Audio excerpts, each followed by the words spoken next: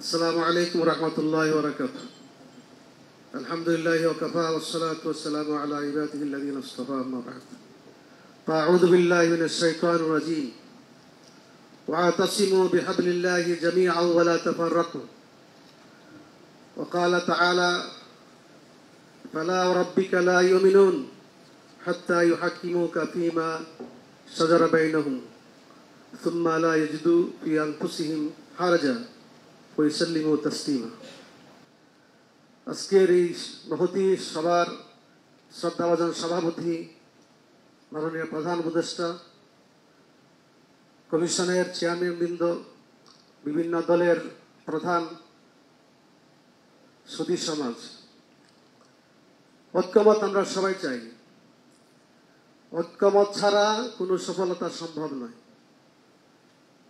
আল্লাহ তাআলা বলেছেন ঐক্যমত কিভাবে হবে, ঐক্যবদ্ধ জাতি কিভাবে কাজ করে যাবে। আমি যদি বলি আমার নীতির উপর আসেন আপনি যদি বলেন না আমার নীতির উপর আসেন, তাহলে ঐক্য সৃষ্টি হবে না। এই জন্য আল্লাহ বলেছেন ঐক্য হতে হলে আল্লাহর কোরআন, আল্লাহর কিতাব, সুন্নাহ তথা ইসলামকে সামনে রেখে ঐক্যবদ্ধ হতে হবে। তাহলে সবার জন্য ইসলাম, সবার জন্য কোরআন, সবার জন্য সুন্নাহ, সেই ইসলামকে সামনে রেখে চললে আমি আশা করি বাংলাদেশ এগিয়ে যাবে। সাথে সাথে আল্লাহ তাআলা বলেছেন ফালা রাব্বিকা লা ইউমিনুন হাত্তা ইউহাক্কিমুকা ফীমা শাজারা বাইনাহুম। আল্লাহ শপথ করে বলছেন যতক্ষণ পর্যন্ত তারা আপনাকে অর্থাৎ মহানবী সাল্লাল্লাহু আলাইহি সাল্লামকে হাকিম মানবে না, বিচারপতি মানবে না, সমস্যা সমাধান করার জন্য মানবে না, ততক্ষণ পর্যন্ত তোমরা মুমিন হবে না। এই জন্য সবাইকে অনুরোধ করব, কমিশনে যারা চেয়ারম্যান এবং সদস্যবৃন্দ আছেন, আমরা বলতে চাই এমনভাবে আমরা সংস্কার করব যাতে করে কোনো ইসলাম বিরোধী কোনো আইন না হতে পারে। সংবিধানের মধ্যে আস্থা ও বিশ্বাস পুনঃস্থাপন আমরা চাই। বিসমিল্লাহির রহমানির রহিম শুরুতে চাই কোরআন সুন্নাহ বিরোধী কোনো আইন হবে না বাংলাদেশে, এই নিশ্চয়তা আমরা চাই। হেফাজতে ইসলাম বাংলাদেশ আল্লামা মুর্শিদ রহমতুল্লাহের মাধ্যমে প্রতিষ্ঠা হয়েছিল ইসলামের জন্য, রাসূলুল্লাহ সাল্লাল্লাহু আলাইহি ওয়াসাল্লামের ইজ্জত রক্ষা করার জন্য। রাসূলুল্লাহ সাল্লাল্লাহু আলাইহি ওয়াসাল্লাম তিনি রাহমাতুল লিল আলামিন, তিনি অধিকার দিয়েছেন সর্বশ্রেণীর মানব জাতির, শ্রমিকের অধিকার, নারীর অধিকার, সব কিছুর অধিকার একমাত্র আছে ইসলামের মধ্যে এবং মহানবী সাল্লাল্লাহু আলাইহি ওয়াসাল্লামের আদর্শের মধ্যে। আমরা এগিয়ে যাব, আশা করি আমরা ইসলামকে সামনে রেখে, কোরআন সুন্নাহকে সামনে রেখে আমরা ঐক্যমতে পৌঁছবো, সংস্কার করব ইনশাআল্লাহ। তাহলে আর কোনো ফেসিবাদ পুনর্বার আর এই দেশের ক্ষমতা আসতে পারবে না। সকলকে অনেক অনেক ধন্যবাদ। আসসালামু আলাইকুম রহমতুল্লাহি ওয়া বারাকাতুহু। আসসালামু আলাইকুম ওয়া রাহমাতুল্লাহি ওয়া বারাকাতুহু। নাহমাদুহু ওয়া নুসাল্লি আলা রাসূলিল কারীম, আম্মা বাদ। আজকের এই মহতী প্রোগ্রামের সভাপতি মাননীয় প্রধান উপদেষ্টা ডক্টর মোহাম্মদ ইউনূস, উপদেষ্টা মণ্ডলী এবং সংস্কার কমিশন সমূহের চেয়ারম্যানগণ এবং বাংলাদেশের ফ্যাসিবাদ বিরোধী আন্দোলনের নেতৃত্ব দানকারী রাজনৈতিক দলগুলোর প্রধান এবং নেতৃস্থানীয় নেতৃবৃন্দ, আজকে সংক্ষেপে বলতে হবে যে এই সংস্কারের বিষয়গুলো এসেছে, আমরা প্রত্যেক দলই আশা করি লিখিতভাবে প্রস্তাবনা দিব এবং সামনে সময় পাবো।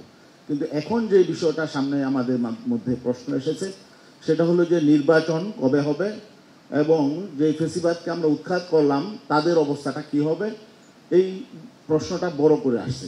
আর নির্বাচনটা কোন পদ্ধতিতে হবে এটাও আমাদের জানার আগ্রহ। এখানে নির্বাচন সংস্কার কমিশন নির্বাচন পদ্ধতির বিষয়ে এখানে দুইটা সংবিধান সংস্কার কমিশনও বলেছে দুইটা কক্ষ, নিম্ন কক্ষ, উচ্চ কক্ষ। সেক্ষেত্রে উচ্চ কক্ষে সংখ্যানুপাতিক পদ্ধতি রাখা হয়েছে, কিন্তু এখানে আবার অর্ধেক অরাজনৈতিক ব্যক্তি লাগবে। উচ্চ কক্ষে সংখ্যানুপাতিক পদ্ধতি ঠিক আছে, কিন্তু এখানে রাজনৈতিক দলগুলো স্বাধীনতা কেড়ে নেওয়া হয়েছে। এখানে রাজনৈতিক দলগুলো যেভাবে চাবে তাদের প্রতিনিধি সেভাবে হওয়া দরকার। হ্যাঁ, এখানে একটা গাইডলাইন দেওয়া যেতে পারে। আর আমরা চাই নিম্নকক্ষ সংখ্যানুপাতিক পদ্ধতি হোক, কারণ আমাদের মাননীয় প্রধান উপদেষ্টা একটু আগে যে কথা বলেছেন যে যদি আমরা সংস্কার ঠিকমতো না করি তাহলে আবার একটি পরাক্রমশালী শক্তি সামনে এসে সব লন্ডভন্ড করে দিতে পারে। এই আশঙ্কাটা কিন্তু থেকে যায়। সব কিছু যাতে কেউ এসে লন্ডভন্ড করে দিতে না পারে, এই জন্য আমরা মনে করি দুই কক্ষেই সংখ্যানুপাতিক পদ্ধতি নির্বাচন হওয়া দরকার। আর আওয়ামী লীগের বিষয়টা হলো, এখানে প্রশ্ন আসে যে ওনারা নির্বাচন আসতে পারবে কি পারবে না। তারা তো এই সরকারকে মেনে নেয়, তারা অভ্যুত্থানকে বলেছে ষড়যন্ত্র। তারা এখন দেশে নেয়, দেশ থেকে পালিয়েছে। যারা দেশ থেকে পালিয়েছে তাদের নির্বাচনী প্রসঙ্গটাই তো এখানে আসতে পারে না এবং তার অনুতপ্ত হয় নাই। অতএব এখানে তারা সামনে গঠনমূলক রাজনীতি করবে, গণতান্ত্রিক আচরণ করবে, এ ব্যাপারেও তারা কোনো কথা এখনো বলে নাই। অতএব একটা পালিয়ে যাওয়া শক্তিকে নির্বাচনে আনাটা আমি মনে করি এটা দেশের জন্য মঙ্গলজনক হবে না। অতএব এই ব্যাপারে আমাদের অবস্থা অত্যন্ত পরিষ্কার। আরেকটা বিষয় হলো যে নির্বাচন কবে হবে, আমরা মনে করি আগামী 1 বছরের মধ্যে নির্বাচন হওয়া দরকার। আর স্থানীয় নির্বাচনটা জাতীয় নির্বাচনের আগে হওয়া প্রয়োজন, কারণ আমরা অতীতে দেখেছি কোনো দলীয় সরকারের অধীনেই স্থানীয় নির্বাচন সুষ্ঠু নিরপেক্ষ হয় নাই। এবং শুধু এটা না, আমরা মনে করি যে যেহেতু নতুন করে সংবিধানে তত্ত্বাবধায়ক সরকার ব্যবস্থা প্রবেশ করানো হচ্ছে এবং আমরা এই ব্যাপারে সবাই একমত, এই জন্য এই স্থানীয় নির্বাচনটাও জাতীয় নির্বাচনের মতো প্রত্যেকবারই জাতীয় নির্বাচনের আগে তত্ত্বাবধায়ক সরকারের অধীনে হওয়া উচিত। এটা হলো আমাদের বক্তব্য। আরেকটা কথা হলো যে যাতে ফেসিবাদী শক্তি পুনর্বাসিত হতে না পারে, এই ব্যাপারে আমরা সবাই একমত থাকবো। আর একটা জাতীয় সনদের কথা বলেছে, এই ব্যাপারে আমাদের দল একমত। একটা জাতীয় সনদ হওয়া দরকার যাতে এটাকে সবাই ফলো করে, বা যাতে কেউ ফেসিবাদী শক্তি মাথাচাড়া সামনে দিয়ে উঠতে না পারে, নতুন কোনো ফেসিবাদ আবার সৃষ্টি না হয়। সবাইকে ধন্যবাদ। আসসালামু আলাইকুম। প্রধানী সভার শ্রদ্ধাভাজন সভাপতি চেয়ারম্যান প্রফেসর ডক্টর ইউনূস এবং সম্মানিত সদস্যবৃন্দ, রাজনৈতিক দলের জাতীয় নেতৃবৃন্দ, সুধীমণ্ডলী, আমি প্রথমত আমাদের যে সংস্কার কমিশনগুলো যারা কাজ করেছেন আমি তাদেরকে আমাদের পার্টি বিপ্লবী ওয়ার্কার্স পার্টি এবং গণতন্ত্র মঞ্চের পক্ষ থেকেও আপনাদেরকে আমি আন্তরিক এবং উষ্ণ ধন্যবাদ জানাই। আমি একটু বিস্মিত হয়েছি যে আপনারা অনেকগুলো সংস্কার কমিশন করেছেন, কিন্তু বৈষম্য বিলোপের ব্যাপারে আপনারা এ পর্যন্ত কোনো সংস্কার কমিশন গঠন করেননি। গোটা অর্থনীতির যে দুর্বৃত্তায়ন অথবা দুর্বৃত্তদের যে অর্থনীতি, এটা যদি এভাবে বহাল থাকে, আমরা রাজনৈতিক সংস্কার যেটা করতে চাই এটা কার্যত কতখানি টেকসই করা যাবে, খুবই গুরুত্বপূর্ণ একটা বিষয়, গুরুত্বপূর্ণ আলোচনা। আশা করি সময়টা শেষ হয়ে যায়নি, এটা নিশ্চয়ই আপনাদের বিবেচনার ভেতরে জায়গাটা আসবে। 2 নম্বর হচ্ছে যে আমি একটা ছোট আবেদন আপনাদের প্রতি, যে সংস্কার কমিশনের যে বিশাল রিপোর্ট যেটা আপনার ওয়েবসাইটে দিয়েছেন, প্রতিটা রাজনৈতিক দলের কাছে, গুরুত্বপূর্ণ অংশীজনদের কাছে তারা ছেপে এটা যদি আপনারা পৌঁছাতে পারেন, এটাকে দেখা, আলোচনা করা, মনোযোগ দেওয়াটা অনেক বেশি গুরুত্বপূর্ণ। আপনারা যদি উদ্যোগ নেন, আগামী 3 থেকে 5 দিনের মধ্যে কপিগুলো বিভিন্ন দলের কাছে পৌঁছানো সম্ভব। মেহরবানি করে এই কাজটা আপনারা আজকে সিদ্ধান্ত নেন এবং সমস্ত দলের কাছে যাতে পৌঁছাতে পারেন এ ব্যাপারে একটা উদ্যোগ গ্রহণ করবেন। আমরা রাজনৈতিক দিক থেকে আমি মনে করি 3টা সরকারের গুরুত্বপূর্ণ হচ্ছে রাজনৈতিক দিক থেকে। একটি হচ্ছে আমাদের এখানে মুক্তিযুদ্ধের পরে আমাদের এখানে যে নজিরবিহীন যে ঠান্ডা মাথার যে গণহত্যা, এই গণহত্যার বিচার। আরেকটা হচ্ছে যে আমরা পুরনো জমানায় যেহেতু আমরা কেউ ফিরতে চাই না, তাহলে আমরা রাষ্ট্র, সরকার, সংবিধান, গোটা ব্যবস্থার যে সংস্কার, এই কাজটা এবং সেই সংস্কারের পাশে জাতীয় নির্বাচন, 16 বছর ধরে এদেশের মানুষ যে নির্বাচনের জন্য অপেক্ষা করছে সেই নির্বাচন অনুষ্ঠান করা, এই 3টা গুরুত্বপূর্ণ কাজ মনে করি রাজনৈতিক দিক থেকে সরকারের জন্য একেবারে অগ্রাধিকারের তালিকার ভেতরে। এটা খুবই বিব্রতকর, কিছুটা দুঃখজনক। অনেকেই সংস্কার এবং বিচারকে নির্বাচনের বিরুদ্ধে দাঁড় করিয়ে দেন। এখানে যারা আছেন কোনো দল নাই যারা অপরাধের যারা বিচার চান না, প্রত্যেকে আমরা গণহত্যার অপরাধগুলোর বিচার চাই। এখানে প্রতিটা দল প্রত্যেকে আমরা সংস্কার চাই, পরিবর্তন চাই, রূপান্তর চাই, এটা নিয়ে কোনো প্রশ্ন নেই। আলোচনা হচ্ছে কতখানি সংস্কার, কী কী প্রশ্নে, রাষ্ট্র, সরকার, সংবিধান, সেটা নিয়ে নিশ্চয়ই আমরা ঐক্যমত্য কমিশন যখন আলোচনা করবেন তখন আমরা হয়তো আরও ডিটেলসে যে আমরা আলোচনা করতে পারবো। সুতরাং উপস্থাপনাটা এভাবে করাটা মনে হচ্ছে খুব ভুল হবে। সেই জায়গা থেকে বলতে চাই যে আমরা সংস্কারের এই কাজে কত দ্রুত লয়ের সাথে করতে পারবো। কোনো কাজ আপনি 1 বছর কাজ 3 মাসে করতে পারেন, আপনি 6 বছরের কাজ 6 মাসে করতে পারেন। এটা নির্ভর করে সরকারের কাজের গতির উপরে। যদি আপনাদের কাজের গতি থাকে, আমি বিশ্বাস করি রাজনৈতিক দলগুলো তারা আপনাদেরকে সহযোগিতা করবার জন্য তারা মুখিয়ে আছে, যেটা একটু আগে সরকার প্রধান বারবার করে উল্লেখ করলেন। জনগণ, রাজনৈতিক দল, এমনকি ইন্টারন্যাশনাল কমিউনিটি যারা তাকিয়ে আছে।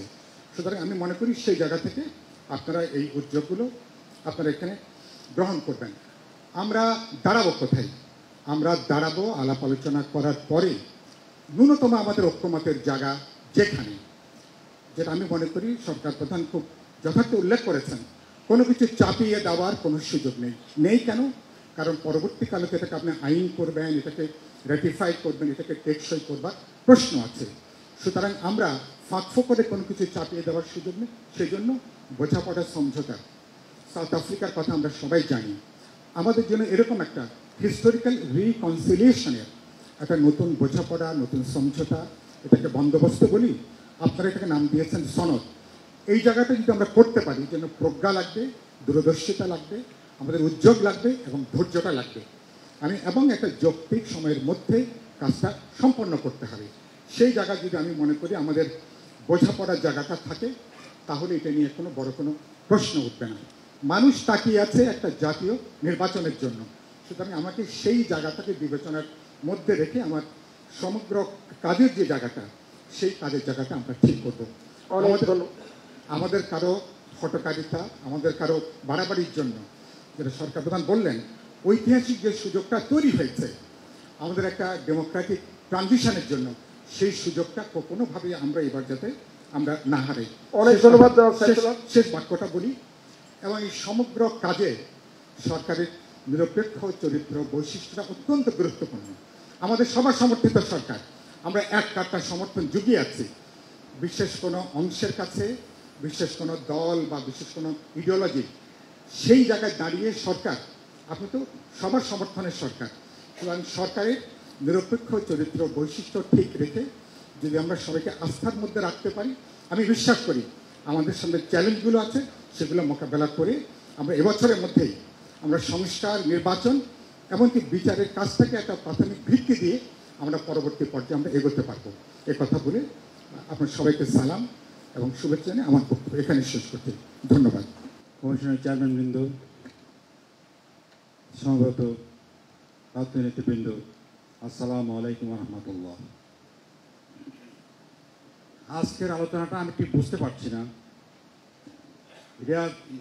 আলিয়া সাহেব বললেন যে ওনারা দলগত আলোচনা করবেন, জোটগত আলোচনা করবেন। আজকের আলোচনা কিসের উপর হবে?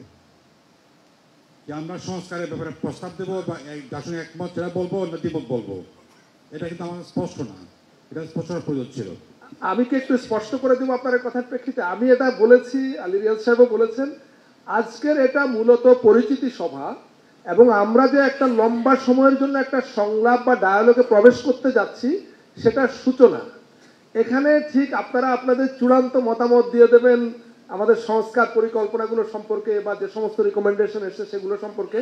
আজকে সে আলোচনা না, সেগুলো নিয়ে তো দফায় দফায় একাধিক সেশনে আপনাদের সঙ্গে নানা পদ্ধতিতে নানা ফর্মে বসা হবে। এটা যদি এটা হয় তাহলে আজকে আমি বলবো, প্রথমত যারা কমিশনে যারা আছেন, যারা রিপোর্ট পেশ করেছেন, তারা প্রত্যেক রাজনৈতিক দলকে একটা হার্ড ওয়ে পাঠাবেন। এটা খুব জরুরি প্রয়োজন, কারণ রিপোর্ট আপনার অনেক বড়। এটা পড়া, কম্পিউটারে পড়া বেশ কষ্টকর বা মোবাইলে পড়া বেশ কষ্টকর। দ্বিতীয় হচ্ছে এগুলো পাঠাবেন সপ্তাহের মধ্যে বাড়াতে ব্যবস্থা করতে হবে। তারপরে আপনারা দলগত এবং জোটগত আলোচনা বসবেন, এবং যদি জোটগত আলোচনা বসেন, ইসলামী জোট যারা আছে তাদের বসতে পারেন। জোট কিন্তু আমাদের নাই, তারপরও ইসলামী যারা আন্দোলন করছেন, রাজনৈতিক পার্টি আছে, তাদের সঙ্গে বসতে পারেন, ঐক্যবদ্ধভাবে বসতে পারেন। বাম জোট যারা আছেন তাদের সঙ্গে ঐক্যবদ্ধভাবে বসতে পারেন। এই জন্য কয়েকটি ভাগে ভাগ করে আপনারা দেশে বসবেন। বসে এই যে প্রস্তাবনা আপনারা দিয়েছেন, আমাদের যে প্রস্তাব আছে এগুলো আমরা মূল্যায়ন করতে পারবো। এবং এটা করার জন্য 6 মাসের প্রয়োজন মনে করি, 3 মাসে করা সম্ভব। এটা আপনার 6 মাস কিন্তু যাচ্ছে আমি বুঝতে পারছি না, 3 মাসের মধ্যে এইগুলো সমাধান করা সম্ভব। এরপরও দেখা যাবে যে আমাদের এবং অন্যদের মধ্যে কিছু ব্যাপারে দ্বিমত থাকতেই পারে, কিন্তু মেজরিটি পার্টি, জনগণের যারা মেজরিটি রিপ্রেজেন্ট করে তাদের মতামতকে প্রায়োরিটি দেবেন, এটা আমি অনুরোধ করবো। এই জন্যই আমি আজকে তাহলে প্রস্তাব নিয়ে আমি কথা বলতে চাই না, শুধু একটি কথা বলতে চাই, আপনারা যে প্রস্তাব করেছেন, সংবিধানের যে প্রস্তাবটা করেছেন, এই প্রস্তাবের মধ্যে আপনারা যেগুলো আমি দেখেছি, দুটো বিষয় আমাদের খুব আপত্তি আছে। একটা হচ্ছে মূলনীতির প্রশ্নে আপনারা আল্লাহর প্রতি আস্থা বিশ্বাস এটা দীর্ঘদিনের ছিল এবং অনেক কিছু এখন দিয়েছে, আপনারা রাখেন নাই। আরেকটা হচ্ছে বহুত্ববাদ, প্লুরালিজম হতে সমস্যা নেই, কিন্তু বহুত্ববাদের যে ব্যাখ্যা বাংলাদেশে আছে, সাধারণ মানুষ যেটা বুঝে, এটা তো একাত্মবাদের বিরোধী হিসেবে বহুত্ববাদ বুঝে, এটা আপনার রাখবার প্রয়োজন নাই। কারণ গণতন্ত্র থাকলেই কিন্তু বহুত্ববাদের প্রয়োজন হয় না, বহুত্ববাদের সমাজই গণতন্ত্র চলতে পারে। যদি আমি মনে করি এই বহুত্ববাদকে ড্রপ করেন এবং আল্লাহর প্রতি আস্থা বিশ্বাসকে সংযোজন করেন, এটা আমার জরুরি প্রশ্ন। আর নির্বাচনের প্রশ্নে আমি যে কথা বলতে চাই, 400 আপনারা বলেছেন 400 নিম্নকক্ষে 400 হবে, ঠিক, আমি একমত। তবে এই 400 মধ্যে আপনারা রাখবেন এবং এখানে নারীদের জন্য 100 রেখেছে, এটার প্রয়োজন নাই। কারণ নারীদেরকে যে আসনটি করেছেন, এই আমাদের নারীর পক্ষে এত লম্বা আসনে নির্বাচন করা বাস্তব সম্ভব নয়। আপনারা একটা নিয়ম রাখতে পারেন, যেটা রেখেছেন আপনারা নির্বাচনের ক্ষেত্রে, যে মহিলা প্রার্থী দেওয়ার ব্যাপারে নির্বাচন কমিশন বাধ্য করতে পারে দলগুলোকে যে আপনারা এত পার্সেন্ট মহিলা আসনে প্রার্থী মহিলা দেওয়ার ব্যবস্থা করবেন। যেভাবে আপনারা লিখেছেন যে তরুণদেরকে দেওয়ার জন্য 10% বাধ্য করেছে, এটা আমার কোনো প্রয়োজন নাই। তরুণদের যারা যোগ্য আছে, 21 বছর ছাত্রই সরকারে থাকে, তারা যোগ্য আছে, যদি প্রমাণিত হয় যোগ্যতা, তারা নির্বাচন প্রার্থী হতে পারে, সমস্যা কিছু নয়। কিন্তু এদেরকে বাধ্যকর্মী দেওয়া যে দলগুলোকে টাইম দিতেই হবে, এটাই মনে করি প্রয়োজন নাই। 10% মেয়েদের জন্য রাখতে পারেন, তারা প্রার্থী তা করাবেন, যাতে করে এটা সহজ হয়ে যায়। মেয়েদের জন্য আলাদা 100 সিট টাকা আলাদা প্রয়োজন নাই। জনাব আহমদ আব্দুল কাদের, আমার কাছে মনে হয় আপনি ডিটেল মানে সংস্কার আলোচনায় চলে যাচ্ছেন। আমরা সংক্ষেপে শেষ করলে আমাদের জন্য ভালো হয়। আমার কথা হচ্ছে আপনারা সংস্কারের কমিশন আছেন, তারা দলগুলোর সঙ্গে বসেন, দুর্গের সঙ্গে বসেন এবং হাত দুটাকে বসান, এটা হচ্ছে আমার দাবি। আপনাদের সবাই ধন্যবাদ। আসসালামু আলাইকুম রহমতুল্লাহ। সবাইকে গণতান্ত্রিক বামপক্ষের পক্ষ থেকে সাধুবাদ জানাই এই সভা আয়োজনের জন্য। আমরা একটি রক্তক্ষয়ী সংগ্রামের মধ্যে দিয়ে এই বিজয়টি অর্জন করেছি। সেই সংগ্রামে আমাদের সন্তানরা, শ্রমিকরা জীবন দিয়েছে। তাদের রক্তে তাদের রক্ত যাতে পরবর্তী প্রজন্মকে সত্যিকার অর্থে গণতান্ত্রিক রাষ্ট্র প্রতিষ্ঠা করে, তার একটা আকাঙ্ক্ষা আমাদের এইখানে সবার আছে। আমরা তা করতে চাই। নির্বাচন কমিশন সহ অপরাপর প্রতিষ্ঠানসমূহের আমরা দীর্ঘদিন দাবি করেছি যে এগুলোকে কার্যত শাসনতান্ত্রিক বিভাগ থেকে, বিশেষ করে নির্বাহী বিভাগ থেকে আলাদা করে ফেলতে হবে। আকাঙ্ক্ষাটা পূরণের পথে আমরা সেই আকাঙ্ক্ষা পূরণ করতে চাই। তার মধ্যেও কিছু কথা থেকে যায় সাধারণ মানুষ যাতে, এই দেশের খেটে খাওয়া কৃষক শ্রমিক যাতে রাজনীতি না করতে পারে, তার মধ্যে নির্বাচন কমিশনের নতুন প্রস্তাব আছে, ষড়যন্ত্র। আমরা এই ষড়যন্ত্রকে ভেঙে ফেলতে চাই। শস্যের ভিতরে ভূত আমরা দেখতে চাই না। আমরা চাই সেই ষড়যন্ত্র ভেদ করে সকল মানুষের গণতান্ত্রিক অধিকার প্রতিষ্ঠা হোক। আমাদের মহান মুক্তিযুদ্ধে 3টি বিষয় উল্লেখিত ছিল: 1 সাম্য, 2 মানবিক মর্যাদা, 3 সামাজিক ন্যায় বিচার। এই 3টি বিষয়কে কেন্দ্র করে সবগুলো বিষয় প্রণীত হবে এবং আমরা তার ভিত্তিতে স্বল্প সময়ের মধ্যে নির্বাচনী একটা ব্যবস্থা করব এবং সেই ব্যবস্থায় যারা নির্বাচিত হবে তারা পরবর্তী সরকার আসবে এবং শাসনতান্ত্রিক সংস্কারগুলো অব্যাহত রাখবে। আমরা স্থানীয় সরকার নির্বাচন আগে চাই না। আমরা চাই দেশে একটি গণতান্ত্রিক ব্যবস্থার মধ্যে গণতান্ত্রিক সরকার প্রতিষ্ঠিত হোক, নির্বাচিত প্রতিনিধির মধ্য দিয়ে দেশ পরিচালিত হোক, এই প্রত্যাশা রেখে আমি আমার বক্তব্য শেষ করলাম সমাজতান্ত্রিক মজদুর পার্টির পক্ষ থেকে এবং গণতান্ত্রিক বাম ঐক্যের পক্ষ থেকে। প্রথম বিষয় হচ্ছে যে রিপোর্টগুলো এসছে সেগুলো নিয়ে আলাদা করে আলোচনা হবে। কমন মিনিমাম জায়গা একটা ন্যাশনাল চার্টার হওয়া দরকার, সেইটা আমরা আশা করি করতে পারবো। প্রথম ঐক্যমত্যের জায়গা হবে সর্বনিম্ন ঐক্যমত্য কোন বিষয়গুলোতে তৈরি হচ্ছে, ফলে প্রত্যেকেই তাদের মতামত দেবেন রিপোর্টের উপরে, সেখান থেকে কমন মিনিমাম তৈরি করে একটা ন্যাশনাল চার্টার করা। সেকেন্ড বিষয় হচ্ছে যেটা গুরুত্বপূর্ণ প্রসঙ্গ হবে, যেটা কিভাবে বাস্তবায়ন হবে। আগামী সংসদে এগুলো র্যাটিফাইড হবে, তাহলে আগামী সংসদ নির্বাচনের চরিত্রটি কেমন।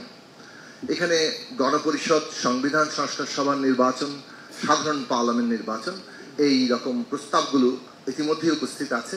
এই বিষয়ে একটা ন্যূনতম ঐক্যমত্য তৈরি করা দরকার।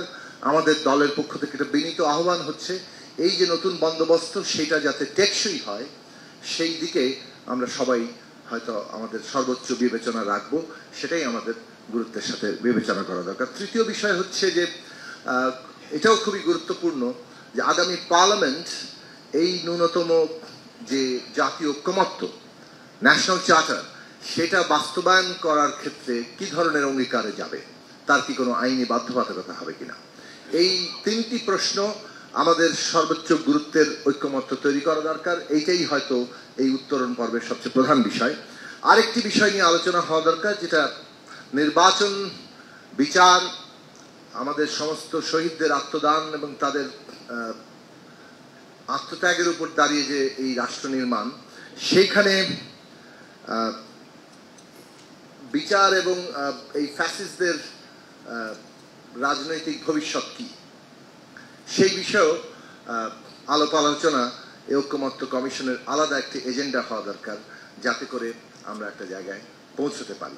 তা আমি মনে করি আমাদের রাজনৈতিক উত্তরণের দিক থেকে এই তিনটি মৌলিক প্রশ্ন এবং পলিটিক্যাল কনসেনসাসের দিক থেকে ফ্যাসিস্টদের ভবিষ্যৎ কি, সেই বিষয়ে একটা ঐক্যমত্য আমাদের প্রধান এজেন্ডা।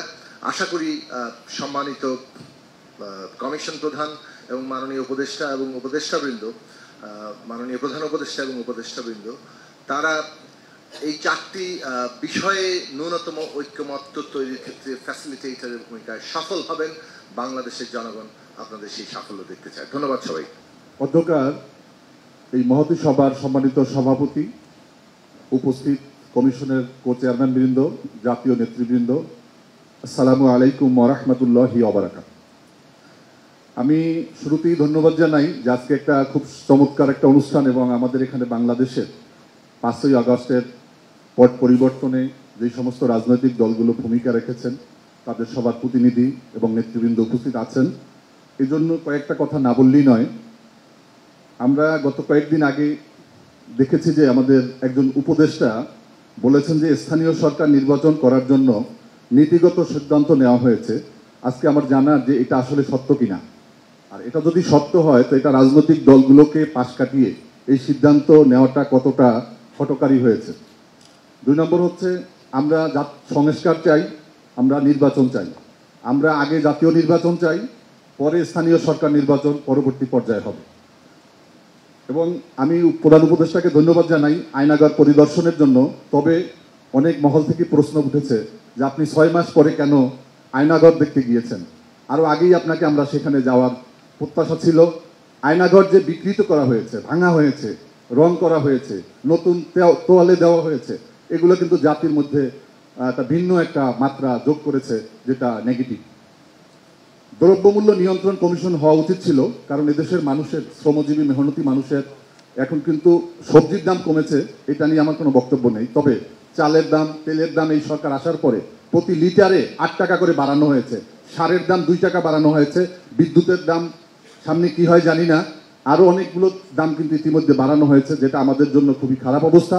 আমার মনে হয় যারা মুস্তাফিজুর রহমান ইরান আলোচনাটা অন্যদিকে চলে যাচ্ছে। না, আমি একটা প্রস্তাব যে নির্বাচন, আমাদের একটা কমিশন, অন্তত দ্রব্যমূল্য নিয়ন্ত্রণ কমিশন করা যায় কিনা, এটা আপনাদের কাছে আমার প্রস্তাব। নির্বাচন পদ্ধতি, আমাদের প্রধান উপদেষ্টা মহোদয় বলেছেন যে আগামী ডিসেম্বরের মধ্যে নির্বাচন হবে। আমরা বিশ্বাস করতে চাই যে আপনার এই বক্তব্য সঠিক এবং আমরা এটার উপরই ভিত্তি করে আমরা এগিয়ে যাচ্ছি। আমরা ইতিমধ্যে দেখেছি যে কিছু রাজনৈতিক দল তাদের প্রার্থীতা ডিক্লেয়ার করেছে, বিএনপি নির্বাচনের কথা বলছে, আমরা সবাই নির্বাচন চাই, জাতীয় নির্বাচন চাই। তবে এই জাতীয় নির্বাচনের জন্য যেই সময়টুকু আছে আগামী ডিসেম্বরের আগে, প্রস্তুতি আমাদের চোখে পড়ছে না। এই প্রস্তুতি আজকে আমাদের কাছ থেকে আমরা ভেবেছিলাম, আপনি আজকে নয় আবার ডাকেন, আমাদের নির্বাচন নিয়ে একটা সুরাহা হওয়া উচিত যে জাতীয় নির্বাচন কবে হবে এবং এদেশের মানুষ 17 বছর ভোট দিতে পারে নাই, তারা প্রত্যক্ষ ভোটে, এখানে কোনো প্রকার সংখ্যানুপাতিক নয়, আমরা প্রত্যক্ষ ভোটে আমরা আমাদের প্রতিনিধিকে নির্বাচন করতে চাই। অনেক ধন্যবাদ জনাব। আমি আরেকটা কথা বলে শেষ করব।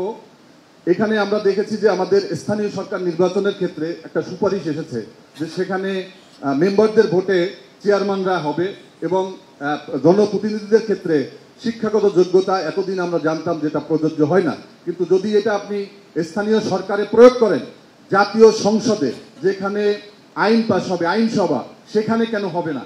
সেখানেও অবশ্যই প্রার্থীদের অবশ্যই শিক্ষাগত যোগ্যতা তা নিরূপণ হওয়া উচিত। আপনাদের সবাইকে ধন্যবাদ। সভাপতি এবং পুরো সংস্কার কমিশনের সদস্যবৃন্দদেরকে অভিনন্দন জানাই যে তারা ঠিক আগের থেকে বলছেন যে 15 তারিখ থেকে কাজ শুরু হবে, তারা ঠিক ওই দিনেই শুরু করতে পেরেছেন এবং আমাদেরকে আমন্ত্রণ করেছেন, সেজন্য ধন্যবাদ। আমি আসলে 3টে পয়েন্টে শুধুমাত্র কথা বলবো। এখানে তো এজেন্ডা নিয়ে কথা বলার আর কিছু নাই, শুধু এইটুকু বলতে পারি, আপনারা যখন এজেন্ডা নিয়ে আলোচনা শুরু করবেন, আমাদের দল আপনাদের সঙ্গে পরিপূর্ণভাবে কোঅপারেট করবে তাদের নিজস্ব মত এবং দ্বিমত নিয়ে। প্রথমত আমার মনে হয় যে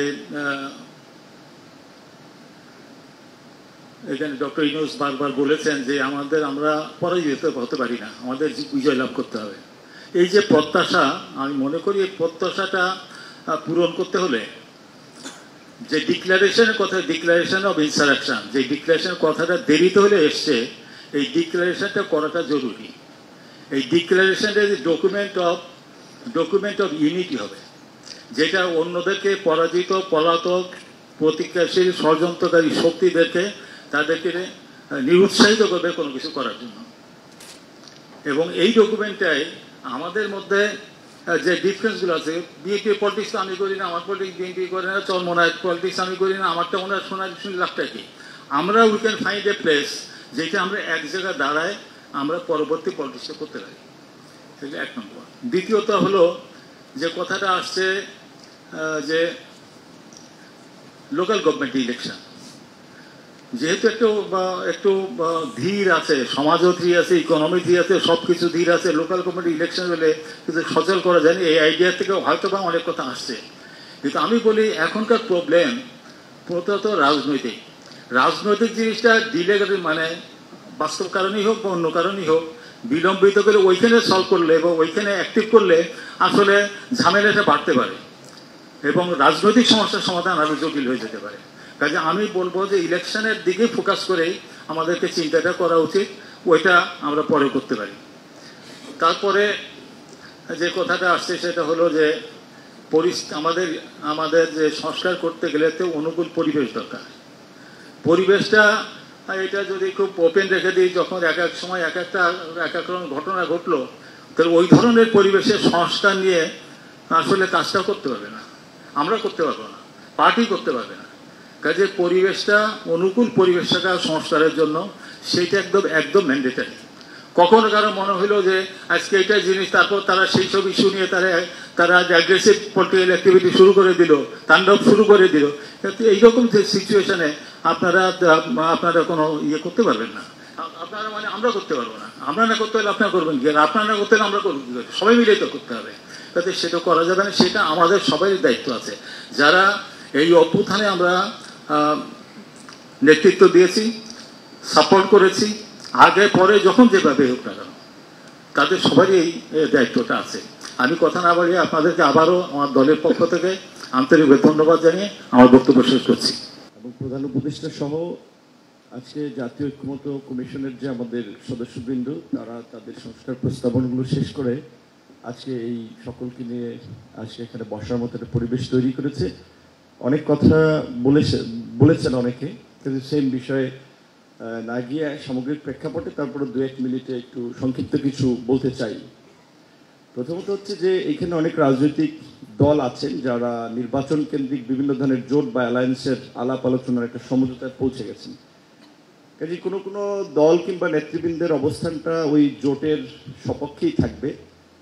সেক্ষেত্রে এই অভ্যুত্থানের পূর্বে যে পরিষ্কার একটা ঘোষণা ছিল যে ফ্যাসিবাদী ব্যবস্থার বিলোপ এবং নতুন রাজনৈতিক বন্দোবস্ত, সেক্ষেত্রে আমি লক্ষ্য করছি, আমাদের বেয়াদবি হলে মাফ করবেন, অনেক নেতৃবৃন্দই দ্রুত সময়ের মধ্যেই সংসদে যাওয়া কিংবা মন্ত্রী হওয়ার আকাঙ্ক্ষা সংস্কারের চেয়ে তাদের মধ্যে বেশি, যার ফলে সংস্কারের চেয়ে আমি নির্বাচনের আলাপটা যত জোরালো দেখি সংস্কারের প্রশ্নে কিংবা রাজনৈতিক একটা নতুন সমঝোতার প্রশ্নে অনেকের মধ্যে সেই আলাপটা না পেয়ে নিজে খুব হতাশ হচ্ছি।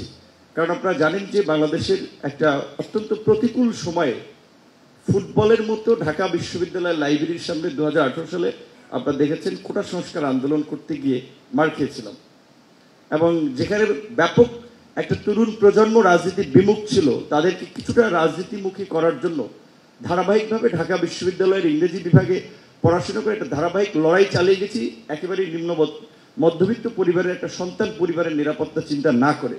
আবার এই আন্দোলনে যে আমাদের ভাই বোনেরা যারা একটা বড় ধরনের ঝুঁকি নিয়ে শেষ পর্যন্ত এই গণ অভ্যুত্থানের দিকে দেশকে নিয়ে গিয়েছে, সেখানে রাজনৈতিক সংস্কৃতির যদি পরিবর্তন না হয় তাহলে নির্বাচন অর্থবহ হবে না। সংস্কার আপনারা অনেকেই বলছেন বিভিন্ন ধরনের প্রস্তাবনায়, রাজনৈতিক সংস্কারটা আগে দরকার, রাজনৈতিক সংস্কৃতির পরিবর্তনটা আগে দরকার। আগামী নির্বাচন যে অবাধ, সুষ্ঠু, নিরপেক্ষ হবে তার জন্য বোধহয় আমাদের খুব চিন্তা করা দরকার যে আসলে কতটুকু সেটাও সম্ভব। সেজন্য আমি মনে করি যে এই বর্তমান যে ভঙ্গুর প্রশাসন, এখনো জনপ্রশাসনে আমি মনে করি যে মন্থর গতি, পুলিশ প্রশাসনের গতি আসে নাই। কাজেই সেক্ষেত্রে 6 মাস ধরে যে স্থানীয় সরকারটা নাই, যার ফলে পুরো দেশের স্থানীয় সরকার তো সরকারের উন্নয়নের মূল কেন্দ্রবিন্দু, স্থবির অবস্থা। এখন আপনারা বিশেষ ব্যক্তি ক্রাইটেরিয়ায় প্রশাসক দিবেন, এটা কিভাবে চুজ করবেন? তার চেয়ে বরং আমরা মনে করি দ্রুত সময় স্থানীয় নির্বাচনটা দিয়ে প্রশাসনের সক্ষমতা যাচাই করা যায়। জাতীয় নির্বাচনের পূর্বে আমরা গত 6 মাসের অভিজ্ঞতা দেখেছি, বর্তমান বিশেষ করে স্বরাষ্ট্র উপদেষ্টা, স্বাস্থ্য উপদেষ্টা এবং এরকম বেশ কিছু মন্ত্রণালয়ের উপদেষ্টারা কার্যত ব্যর্থতার পরিচয় দিয়েছেন। আপনি অনেক সময় নিচ্ছেন, শেষ করে দিচ্ছি। স্বরাষ্ট্র এবং কৃষির মতো দুটো বৃহৎ মিনিস্ট্রি একজনের পক্ষে সামলানো সম্ভব না। প্রয়োজনে আরো কিছু লোককে অন্তর্ভুক্ত করে উপদেষ্টা পরিষদ আপনারা পুনর্গঠন করেন, এবং আপনাদের সরকারকেও আমরা বলবো, আমরা আপনাদের মধ্যে একটা বিষয় লক্ষ্য করছি, আপনাদের রাজনীতিবিদদেরকে সাইড করে কাজ করার একটা প্রবণতা। রাষ্ট্র একটা রাজনৈতিক প্রতিষ্ঠান, রাজনীতিবিদদের অংশগ্রহণ এবং মতামত ছাড়া চলবে না। প্রয়োজনে যারা আগামী 5 ইয়ার্স রাজনীতি করবে না সেই কন্ডিশনেও অন্তত কিছু অভিজ্ঞ লোককে নিয়ে আগামী 10 মাস পরে, যেহেতু ডিসেম্বর নির্বাচন, সেই পর্যন্ত অন্তত ভালোভাবে রাষ্ট্রটা চালান। আপনাদের প্রতি আমাদের এটা আহ্বান। ধন্যবাদ। মাননীয় প্রধান উপদেষ্টা সহ মঞ্চ উপস্থিত সকল রাজনীতিবিদ সহ সবাইকে আসসালামু আলাইকুম। আমি অনেক শর্ট, অনেক ব্রিফলি বলতে যাচ্ছি যে আপনি যে প্রথম যে স্টার্ট করেছিলেন, যে ড্রেস করেছিলেন, আমি মনে করি আমাকে এটা অনেক টাচ করেছিল, যে আসলে আমাদের ভুলে গেলে চলবে না যে কত মানুষ আত্মত্যাগ করেছে, এবং আমাদের ছোট ছোট কারণে আমরা জানি সেটাকে কোনোভাবে আন্ডারমাইন না করি। সো আমি এটাকে অনেকটা ইউনিটি হিসাবে দেখি 6 মাস পরে যে আমরা সবাই আবার বসছি, এবং যে ফ্যাসিস্ট গভর্নমেন্টের যে অত্যাচার সব কিছু জানি, আমাদের এটা স্মরণ থাকে যে আমাদের তর্ক হোক, বিতর্ক হোক, যাই হোক, যে আমরা জানি কোনোভাবে ফেল না করি। ছোট্ট 2-3টা পয়েন্ট বলবো। আমার ছোট ভাই নূরের কথা থেকে আমি আমার জায়গা থেকে মনে করি যে স্থানীয় নির্বাচন, আপনি যেটা প্রথমে বলেছিলেন যে বাস্তবমুখী হতে হবে, স্থানীয় নির্বাচন দিলেই 4,490টা ইউনিয়ন পরিষদে আওয়ামী লীগের ফ্যাসিজম আস্তে করে বের হয়ে আসবে, এবং সেখানে প্রচণ্ড লেভেলে গ্রাউন্ড রিয়ালিটিতে যে মারপিট হবে, এবং সেই ক্ষেত্রে জাতীয় নির্বাচন ইভেন একটা সিভিল ওয়ার হয়ে যেতে পারে। এটা আমি প্র্যাকটিক্যালি আমি আমার জায়গা থেকে বলছি। আমি এলাকায় রাজনীতি করা মানুষ, সুতরাং আমরা উপরে বসে অনেক কথা বলতে পারি, কিন্তু আমরা এখানে বসে আমাদের যে সহ্য ক্ষমতা, যেই এলাকায় লাশ গেছে ওখানে সেই সহ্য ক্ষমতা এখনো আসে নাই। এই যে আওয়ামী লীগ হঠাৎ করে একটু বের হয়ে আসবে, ইউনিয়ন পরিষদের নির্বাচন আপনারা জানেন কত রক্তক্ষয়ী হয় এমনিতেই, সেখানে যদি আপনি দিয়ে দেন এটা কিন্তু একটা সিভিল ওয়ারের দিকে চলে যাবে। এটা কিন্তু বাস্তব কথা, একটা কথা। এবং সুতরাং আমরা, এবং সেকেন্ড কথা হলো আমরা আসলে সংস্কারের এগেইনস্টে না, বাট আমরা এমন কোনো রিস্কে যেতে চাই না জাতীয় নির্বাচনটা যত বিলম্বিত হয় প্রলম্বিত হয়। এই যে কিছুদিন আগের যে আপনি আপনার নিজেরই বলতে হয়েছে যে পরিমাণ সন্ত্রাস হঠাৎ করে যে ধরনের গন্ডগোল বা যে ধরনের আরম্ভ হয়ে গিয়েছিল, পুরো জাতি কিন্তু একটা চিন্তার মধ্যে পড়ে গিয়েছিল এবং বিদেশে আমাদের ভাবমূর্তির ব্যাপারটাও কিন্তু হয়ে গেছিল। এগুলি কিন্তু যখন হাত থেকে বের হয়ে যায় তখন কি কন্ট্রোল করা যায় না। তো আমরা নির্বাচনমুখী, কারণ আমরা মনে করি স্থিতিশীল সরকার আসলে হ্যাঁ অনেক সংস্কার যদি নাও হয় আমরা ন্যাশনাল কমিটমেন্টের মাধ্যমে হয়তো সেই সংস্কারগুলির ব্যাপারে জাতির কাছে অঙ্গীকারবদ্ধ আমরা হতে পারি, কিন্তু কোনোভাবেও জাতীয় নির্বাচন নিয়ে যে সবাই একটা আলাপ, এই জাতি বলেন যে একটা কনস্পিরেসি থিওরি কাজ করে, সেটা জানি কোনোভাবেও কাজ না করে। তো আমি এই দুইটা ব্যাপারেই মেইনলি কথা বলতে চাই। আরেকটা সিম্পল কথা বলতে চাই, প্রবাসীদের নিয়ে আমি একটু কথা বলতে চাই। কারণ প্রবাসীদের এত রেমিটেন্স আমাদের এখানে আছে। আপনি সংবিধানে দেখবেন আর্টিকেল 66-এ বলা যে বিদেশি পাসপোর্ট পেলে কেউ নির্বাচন করতে পারবে না। আই ডোন্ট হ্যাভ আ বিদেশি পাসপোর্ট, আমার নেই, কিন্তু আমি বুঝি যে অনেক মানুষই রেমিটেন্স পাঠায়, তাদের নামটা মানবিক বিরোধী অপরাধের মানুষদের সাথে রাখা, নৈতিক শৃঙ্খলাজনিত অপরাধ না। পাসপোর্ট নেওয়াটা তো কোনো ক্রাইম হতে পারে না, এটা ডিবার হতে পারে না। আমার মনে হয় যে ইনক্লুসিভ হওয়া উচিত, সেখানে কোনো একটা প্রভিশন যদি আপনারা, আমি এখানে বলছি যাতে করে এটা সবাই অন্যান্য দলরাও জানতে পারে, যদি ইনক্লুসিভিটি মিনি করি আমরা, তাহলে আমি মনে করি এই জায়গাটাতে আমাদের টাচ করা উচিত। আপনাদের অনেক ধন্যবাদ। ইনশাল্লাহ সামনে আবার যখন বসবো আমরা বিস্তারিত আরো আলাপ করব। অনেক ধন্যবাদ। সভাপতি, প্রধান উপদেষ্টা এবং সংস্কার কমিশনের প্রধানবৃন্দ, রাজনৈতিক দলের নেতৃবৃন্দ, বন্ধুগণ, ফ্যাসিবাদ হাসিনা উচ্ছেদ হয়েছে, কিন্তু ফ্যাসিবাদের মূল শক্তি এখনো আমাদের রাষ্ট্র কাঠামো, অর্থনৈতিক ব্যবস্থার মধ্যে নিহিত রয়েছে। আমার দল মনে করে আমরা দালাল পুঁজি, সামন্ত অবশেষ এবং বিদেশি শোষক, বিশেষ করে ভারতীয় আধিপত্যবাদ এবং অন্যান্যরা যতক্ষণ বাংলাদেশকে নিয়ে কলকাঠি নাড়বে, ফ্যাসিবাদ কিন্তু আবার উত্থিত হবে। অতএব ফ্যাসিবাদ যাতে আর উত্থিত না হয় আমার দল সেটা চায়। সেইভাবেই অর্থ,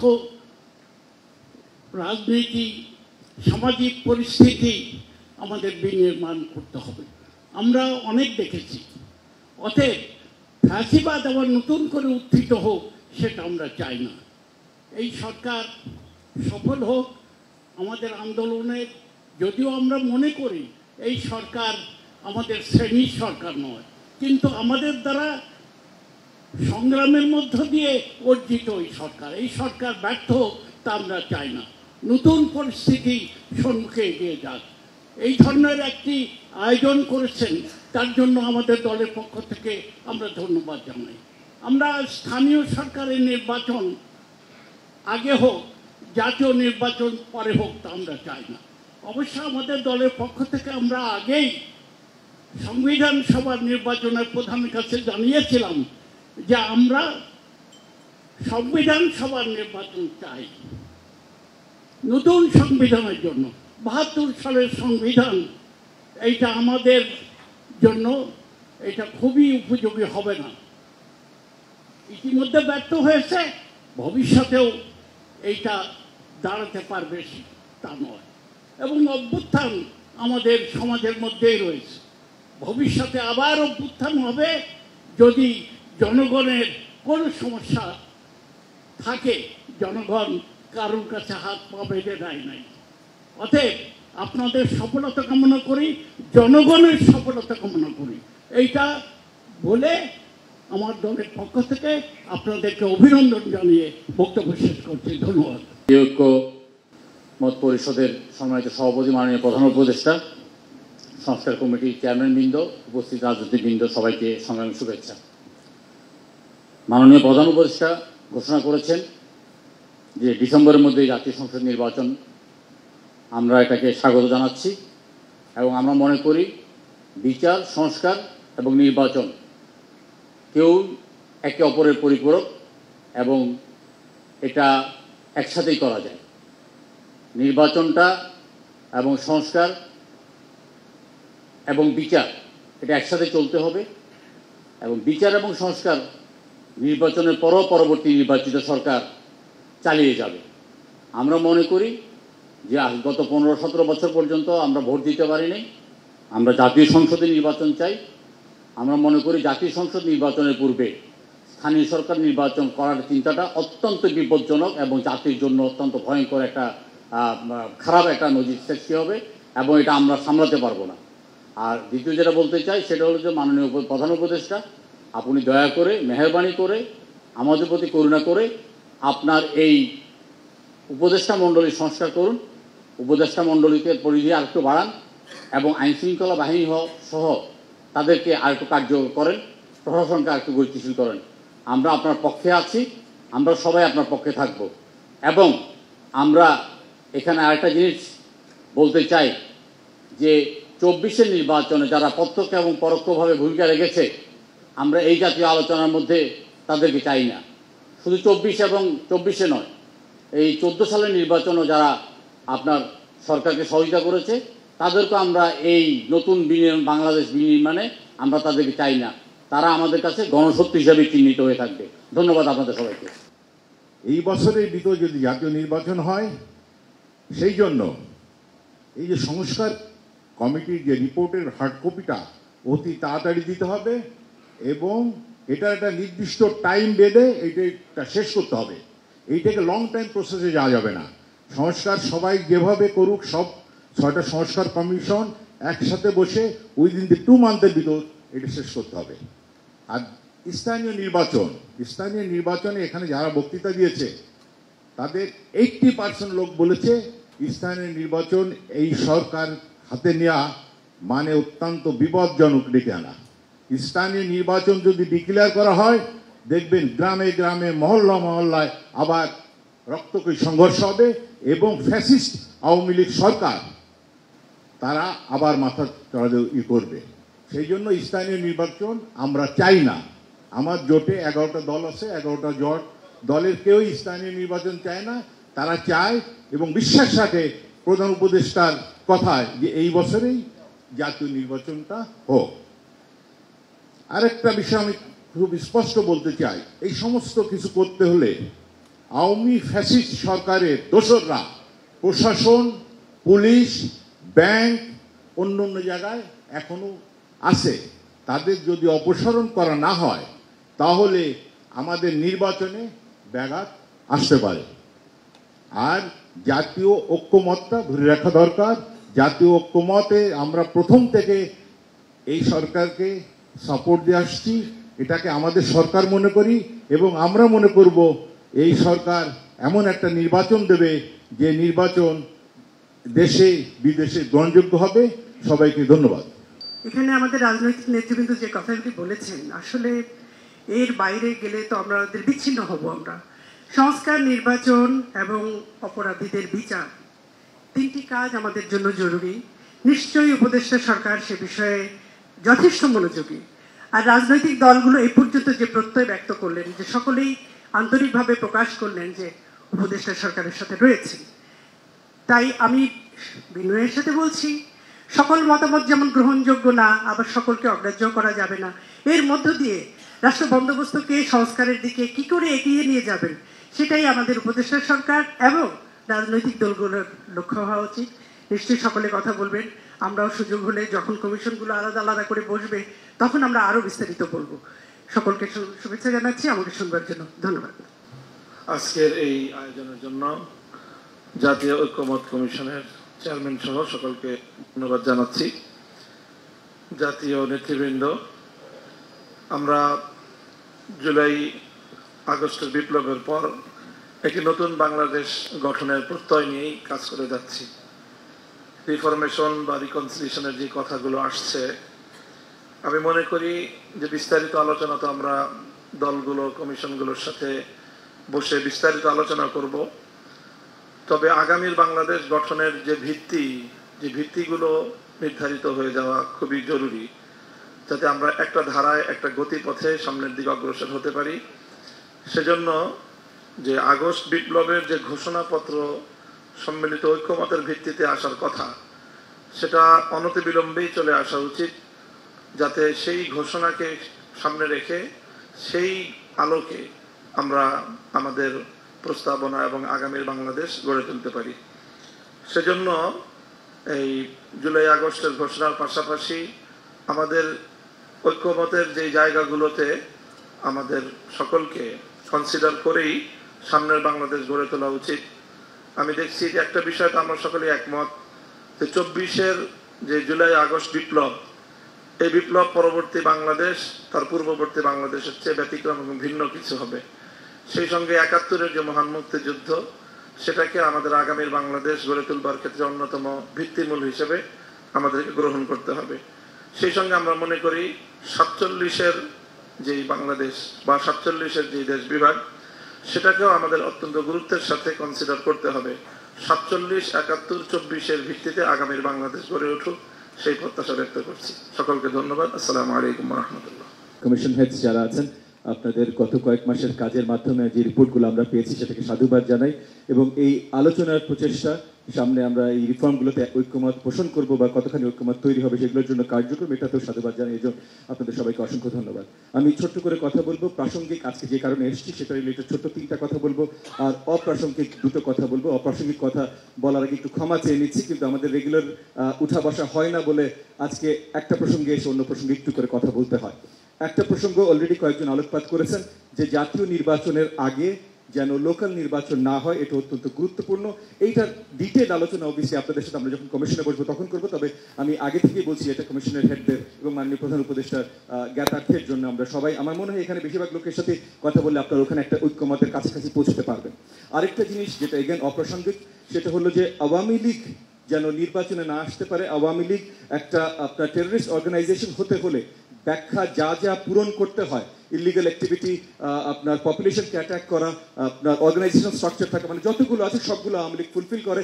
সেই জায়গায় যেন মাননীয় অন্তর্বর্তীকালীন সরকার একটু নজর দেন, সেটার আমি একটা রিকোয়েস্ট জানিয়ে আমরা আজকের প্রাসঙ্গিক আলোচনায় যাব। প্রাসঙ্গিক আলোচনা হলো কমিশন যে রিপোর্টগুলো দিয়েছে সেগুলোতে আমরা কিভাবে ঐক্যমতে যেতে পারি। কিভাবে ঐক্যমতে যেতে পারি, আমার দলের পক্ষ থেকে আমাদের ছোট্ট একটা আপনার সাজেশন যে আমরা প্রত্যেকটা কমিশনের যদি আলাদা করে আমরা মিটিং বসতে পারি এবং মিনিমাম ডিনোমিনেটিং যে ফ্যাক্টরগুলো আছে, মানে প্রত্যেকটা যা যা আপনারা প্রত্যেকটা কমিশন যা যা রিফর্ম প্রপোজাল আপনারা দিয়েছেন, প্রত্যেকটা প্রপোজালের মিনিমাম ফ্যাক্টরগুলো নিয়ে যদি আমরা প্রত্যেকটা দলের নির্বাচন কোনো প্রতিনিধি একসাথে বসে কমিশনের সাথে আমরা সেটাতে ভোট করতে পারি, মিনিমাম একটা কনসেনসাসে চলে আসলাম। মিনিমাম একটা কনসেনসাস যদি চলে আসি, তারপর ওটা সরিয়ে দিয়ে, মানে ওটা আমরা কনসেনসাস হিসেবে ধরে বাকি আর কি জিনিসগুলো গুরুত্বপূর্ণ আছে যেখানে আমাদের একটা হাফ কনসেনসাস আছে যে জিনিসটাতে আমরা এগ্রিড কিন্তু কোনো বেস মানে কোনো ডিটেইলে আমরা এগ্রিড না, সেটা আলোচনার মাধ্যমে হয়তো 2-3টা সিটিংয়ে আমরা এটা শেষ করে ফেলতে পারি পার কমিশন। এবং 6টা কমিশনেই বা সবগুলো কমিশন তাদের কার্যক্রম একসাথে শুরু করতে পারে। প্রত্যেকটা কমিশনের জন্য প্রত্যেকটা দল থেকে ভিন্ন প্রতিনিধি পাঠাবেন। এরকম একটা প্রসেসে যদি আমরা যেতে পারি তাহলে এই আলোচনাগুলো আমরা আরো তাড়াতাড়ি করতে পারি। এটা হলো আমার 1 নম্বর সাজেশন। 2 নম্বর সাজেশন হলো আমরা আপনাদের কাছ থেকেও জানতে চাই যে এইটা পরে ইনঅ্যাক্টমেন্টটা কিভাবে হবে। আমরা আসলাম, কোন কোন রিফর্মে আমরা সবাই ঐক্যমত পোষণ করি, কোন কোন রিফর্ম সবাই আমরা একমত, এটা সাজিয়ে ফেললাম। এরপর এটা ইনঅ্যাক্টমেন্ট কিভাবে হবে, কারণ ইনঅ্যাক্টমেন্ট আমরা বিশ্বাস করি নির্বাচিত সরকার এসে সবচেয়ে বেশি মানে বড় দাগের রিফর্মগুলো ইনঅ্যাক্ট করতে পারবে। তাহলে সেই বড় যদি নির্বাচনের পরই তারা ইনঅ্যাক্ট করেন, তাহলে নির্বাচনের আগে এমন কি প্রক্রিয়া আমরা যেতে পারি যেখানে আমরা সবাই ঐক্যমত পোষণ করতে পারি যে নির্বাচনের পরে এইভাবে আমরা ইনঅ্যাক্ট করব। এইটার একটা প্রসিডিওর আমরা সবাই মিলে তৈরি করা। এবং তৃতীয় এবং ফাইনাল পয়েন্টের পরে আমার বক্তব্য শেষ হলো যে নির্বাচনের সাথে রিফর্মস কোনো ধরনের কনফ্লিক্ট আমরা দেখি না। নির্বাচনের মতো এগিয়ে যাওয়া উচিত, রিফর্মের মতো। রিফর্মের আমাদের ঐক্যমতের আলোচনা খুব অল্প সময়, হয়তো 1 মাস হয়তো 2 মাসের ভিতরে পূরণ করা সম্ভব। এবং সেই দিকে যদি সেইভাবে যদি আমরা চিন্তা করি তাহলে খুবই অল্প সময়ের ভেতরে, মানে আমি জানি মাননীয় প্রধান উপদেষ্টা একটা টেন্টেটিভ সময় বলেছেন যে ডিসেম্বরেও হতে পারে, কিন্তু মাননীয় প্রধান উপদেষ্টা একবারও পরিষ্কার করেনি এই সময় উনি দেবেন। সেই হিসাবে আমি মাননীয় প্রধান উপদেষ্টার মাধ্যমে একটা আবেদন জানাচ্ছি যে যত শীঘ্রই নির্বাচন হতে পারে, হলে দেশ জাতির জন্য অনেক কল্যাণ নিয়ে আসবে। আপনাদের সবাইকে অনেক ধন্যবাদ। মাননীয় প্রধান উপদেষ্টা, অন্যান্য কমিশন নেতৃবৃন্দ, উপদেষ্টাবৃন্দ, রাজনৈতিক নেতৃবৃন্দ, আলোচনা অনেকেই করেছেন, অনেক বিষয়ে পরামর্শ দিয়েছেন।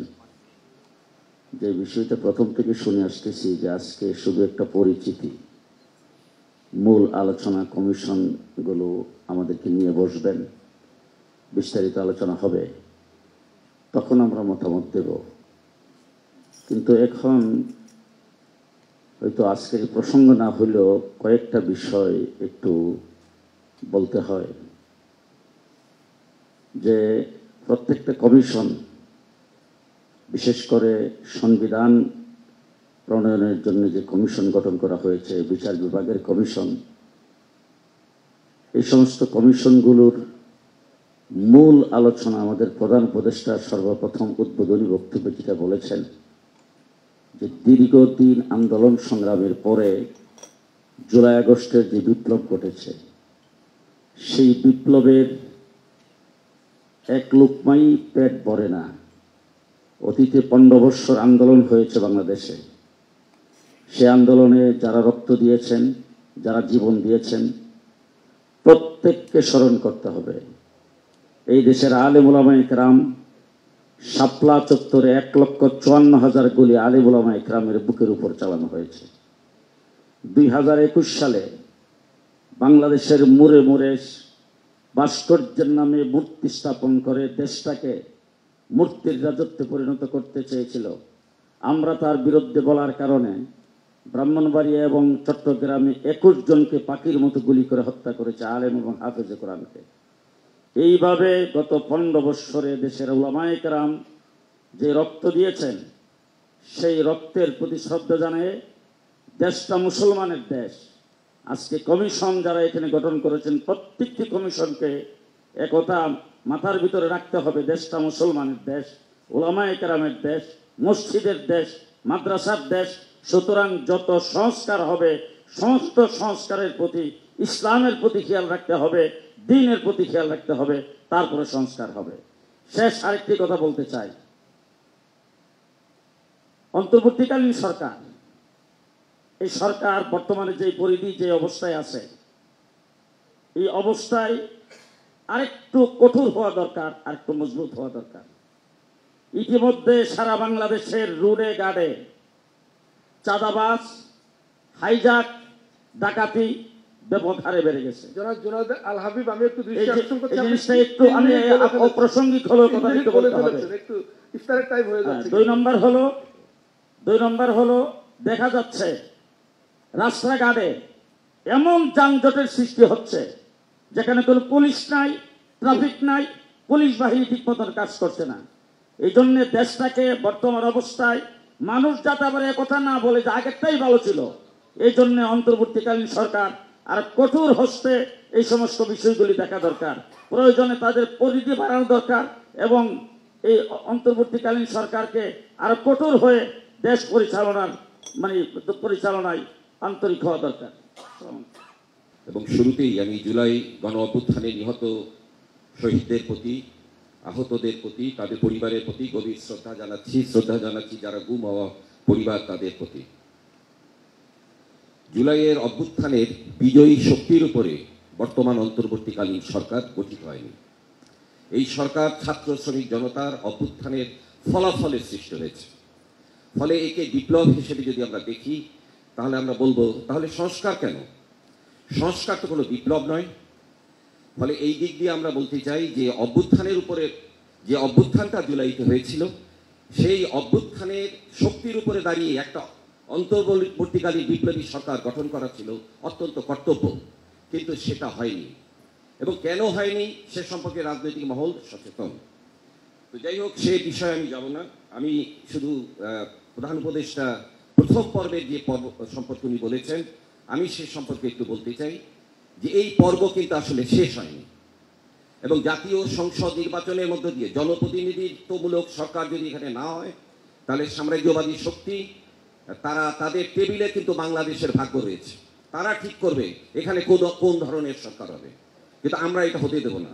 জুলাইয়ের অভ্যুত্থান সেটা হতে দেয়নি। কোনো বৈদেশিক শক্তি পারেনি আমাদের জনগণের অভ্যুত্থানকে ঠেকাতে। সুতরাং নতুন সংবিধানের প্রশ্ন রয়ে গিয়েছে। আপনারা যে সংস্কারই আমরা করি না কেন, এখানে জনগণের অধিকার আছে সেইগুলোকে পরিবর্তন করা আগামী দিনে এবং নতুন সংবিধান এখানে প্রণয়ন করা। সুতরাং এখানে সংবিধান, নির্বাচন এবং সুশাসন বিষয়ক 6টা সংস্কার কমিশন যে রিপোর্টই করেছেন, আমরা মনে করি তার যে হার্ড কপি বা প্রিন্ট কপি সেটা যদি আমাদের দেওয়া হয়, এ সম্পর্কে আমরা মতামত আমরা দিতে পারি। এবং সবশেষে যেটা বলতে চাই, বাংলাদেশকে অস্থিতিশীল করার বহু চেষ্টা চলছে। আমরা প্রধান উপদেষ্টার দপ্তরের একটা প্রেস রিলিজ দেখেছিলাম যে বাংলাদেশে প্রায় 27 জন ধর্মীয় সংখ্যালঘুকে হত্যা করা হয়েছে। তারা তদন্ত করে দেখেছে এটা কোনো সাম্প্রদায়িক ঘটনা নয়, হিন্দু বৌদ্ধ খ্রিস্টান ঐক্য পরিষদের নামে একটা সংগঠন এরকম কাজে এখানে ব্যস্ত ছিল। এই ধরনের সংগঠন যারা জনগণের ঐক্য বিনষ্ট করতে চায়, দেশের অস্থিতিশীলতা করতে চায়, বিভক্ত করতে চায় ধর্মের নামে, জাতির নামে, আমরা সেই বাংলাদেশ চাই না। ব্রিটিশ বিরোধী সংগ্রাম, আমাদের মুক্তিযুদ্ধ, আমাদের ভাষা আন্দোলন, জাতি ধর্ম নির্বিশেষে একটি গণতান্ত্রিক বাংলাদেশ চাই। এখানে ক্ষমতার জন্য অনেকে রাষ্ট্রধর্ম করেছেন, ক্ষমতার জন্য অনেকে ধর্মীয় কথা সংবিধানে যুক্ত করেছেন, আমরা অতীতে দেখেছি। এসব এখানে হবে না। এই দেশ শ্রমিকের দেশ, কৃষকের দেশ, শোষিত মানুষের দেশ। সুতরাং সেখানে জাতি ধর্ম নির্বিশেষে সকল মানুষের ঐক্য দরকার। আজকে আমরা ফিলিস্তিন, আমরা গাজা দেখি কি ধ্বংসস্তূপে পরিণত হয়েছে গাজা। বাংলাদেশের গণতন্ত্র, স্বাধীনতা এবং অধিকার রাখতে হলে গাজার দিকে তাকাতে হবে। আমাদের ঐক্য দরকার, জাতি ধর্ম বর্ণ নির্বিশেষে সকল জনগণের একটা গণতান্ত্রিক ঐক্য দরকার, যেটা আমাদের গ্রাফিতিতে দেয়ালে দেয়ালে আমাদের ছাত্রছাত্রীরা এঁকে দিয়েছেন। সুতরাং সেই ঐক্য নিয়েই আমাদের গণতান্ত্রিক সংবিধান আপনারা যে সংস্কার করতে চান সেই দিকটা মাথায় রাখবেন। আপনাদের সবাইকে ধন্যবাদ। ইনকলাব জিন্দাবাদ। প্রথম যেদিন সাক্ষাৎ করতে গিয়েছিলাম সেদিনই বলেছিলাম যে একটা রাজনৈতিক দলগুলোর সাথে সমন্বয় করার জন্য একটা টিম করা দরকার, তো সেটা তখন করা হয় নাই। যাই হোক, এখন যেটা হয়েছে সেটার জন্য অনেক ধন্যবাদ জানাই। আমাদের এই যে সরকারটা এখন আছে এটাকে সবাই বলে নিরপেক্ষ সরকার, না আমি বলি এটা সর্বদলীয় সরকার, কারণ সকল দলেরই এখানে অংশগ্রহণ আছে। অনেকে হয়তো বলবেন যে আওয়ামী লীগ তো নাই, কিন্তু আমরা তো শুনি যে নানা সচিব এবং এই যে রাষ্ট্রপতি বসে আছেন উনিও তো আওয়ামী লীগের মনোনীত, সুতরাং এটা সর্বদলীয় সরকারই বলা যায় এটাকে। তবে একটা জিনিস সত্য যে এখন পর্যন্ত এই সরকারের সততা নিয়ে কেউ প্রশ্ন তোলে নাই। আমি বিশ্বাস করি এই সরকার যখন চলে যাবে তখন আমরা এটাকে ফিল করব যে এটা কেমন সরকার ছিল, তখন হয়তো আমাদের অনেক কষ্ট হবে। আমাদের এই সরকার একটা ভালো দিক হচ্ছে ব্যাপক সমালোচনা শুনেন, কিন্তু কতটুকু গুরুত্ব দেন এটা আমি এখনো বুঝতে পারি না। আমরা একটা সমালোচনা করি এই সরকারের, যে এই সরকারের প্রধান ব্যর্থতা হচ্ছে আমাদের যে জাতীয় ঐক্যটা জুলাই আগস্টে ছিল সেটা নারিশ করার জন্য ওনারা কোনো কার্যকর উদ্যোগ নেন নাই, যেটা এখন নিয়েছেন। দেখেন, ছাত্র গণ অভ্যুত্থানে সকলের ভূমিকা ছিল। আমি বাদ দিলাম 15-16 বছরের আমাদের সংগ্রামের কথা বাদ, কিন্তু এই জুলাই আগস্টে যারা ভূমিকা রেখেছেন তাদের অন্তর্ভুক্তি নাই অনেক জায়গায় আমি দেখি। যেমন ছাত্রদের যেভাবে দেখানো হয়, কিন্তু আমি তো দেখেছি নজরুল ইসলাম খানও তো জেলে গিয়েছিলেন, আবদুল্লাহ তাহের বা এই জোনায়েদ সাকিরা তো আহত হয়েছিলেন, এই যে আমার পাশে বসে এহসানুল হুদাও তো জেলে গিয়েছিলেন, আমরাও তো গুলিবিদ্ধ হয়েছিলাম, এখানে অনেকে আছেন। কোথাও কি একটা ছবি আছে এদের? কোথাও কি এদের কথা স্মরণ করা হয়? সুতরাং জাতীয় ঐক্যের প্রয়োজন হলে যারা যারা ভূমিকা রেখেছেন, কষ্ট করেছেন, সবার ভূমিকাটা রাখা দরকার, কারণ এটা রাখলে আমরা বড় হব, ছোট হব না। প্রিয় বন্ধুগণ, আমাদের বাবলু ভাই আহত হয়েছিলেন চরমভাবে, উনি হাত তুলছিলেন, আমি বলছিলাম। যাই হোক, একটা জিনিস খুবই কষ্ট পাই, সেটা হচ্ছে এই সরকারের কর্তৃত্বটা আমরা দেখতে পাচ্ছি না। আমি জানি না প্রফেসর আলী রিয়া যখন বলবেন কিনা, উনি কিন্তু আগে বলেছিলেন এই সরকার ক্ষমতায় আছে কিন্তু কর্তৃত্বে না, এই ধরনের একটা কথা মনে উনি বলেছিলেন। কর্তৃত্ব আছে কিনা, একজন উপদেষ্টা যদি সিভিল ড্রেসে অর্থাৎ কোনো ধরনের পরিস্থিতি ছাড়া রাস্তায় বেরোয় ছিনতাইকারের হাতে পড়েন, এরপরে যদি উনি পুলিশকে কল করেন তাহলে উনি বুঝবেন কতটুকু পুলিশি কর্তৃত্ব বা সামাজিক নিরাপত্তা আছে। এইটা অবশ্যই বুঝতে হবে। যদি এই সরকারের কর্তৃত্বই না থাকে, ওনারা কিভাবে নির্বাচন করবেন? স্থানীয় করেন, জাতীয় করেন, কি করবেন? কিছুই করা যাবে না যদি কর্তৃত্ব না থাকে। যার যেখানে শক্তি আছে সেই কেন্দ্র দখল করবে, এবং তখন এই নির্বাচনটা হবে সবচেয়ে দুর্বল একটা নির্বাচন। সুতরাং আমি বলবো কর্তৃত্ব প্রতিষ্ঠা করেন প্লিজ। আমাদের প্রধান উপদেষ্টা উনি শান্তির জন্য নোবেল পেয়েছেন, কিন্তু এই রাষ্ট্র শাসনটা একটু কষ্টের জায়গা। আমি স্যারের প্রতি শ্রদ্ধা রেখে বলছি যে 6 মাস গিয়েছে, আপনি কর্তৃত্ব স্থাপন করেন, আমরা সবাই আপনার সাথে আছি, আমরা থাকব। সংস্কার কমিশনকে কিন্তু আমরা লিখিত প্রস্তাব আগে দিয়েছি, শুধু পুলিশ কমিশন ছাড়া বাকি সবাই আমাদের কাছে সুপারিশ দিয়েছিলেন, আমরা মতামত দিয়েছি, সেগুলো খুঁজলে কিন্তু আমাদের ঐক্যমতের একটা জায়গা আপনারা ইজিলি পেয়ে যাবেন। সুতরাং সেটা ধরে যদি কাজ শুরু করেন এবং সবাইকে যেভাবে আপনারা আবারও ডাকেন, আমি মনে করি খুব সহজে কাজটা করা যাবে। সবাইকে ধন্যবাদ। আসসালামু আলাইকুম। আমি খুব সংক্ষেপে আমার বক্তব্য রাখছি। আমাদের এই সংস্কার কমিশনের যে সুপারিশগুলো, এগুলি আমি মনে করি আগামীর বাংলাদেশের স্বপ্নের একটা গল্প।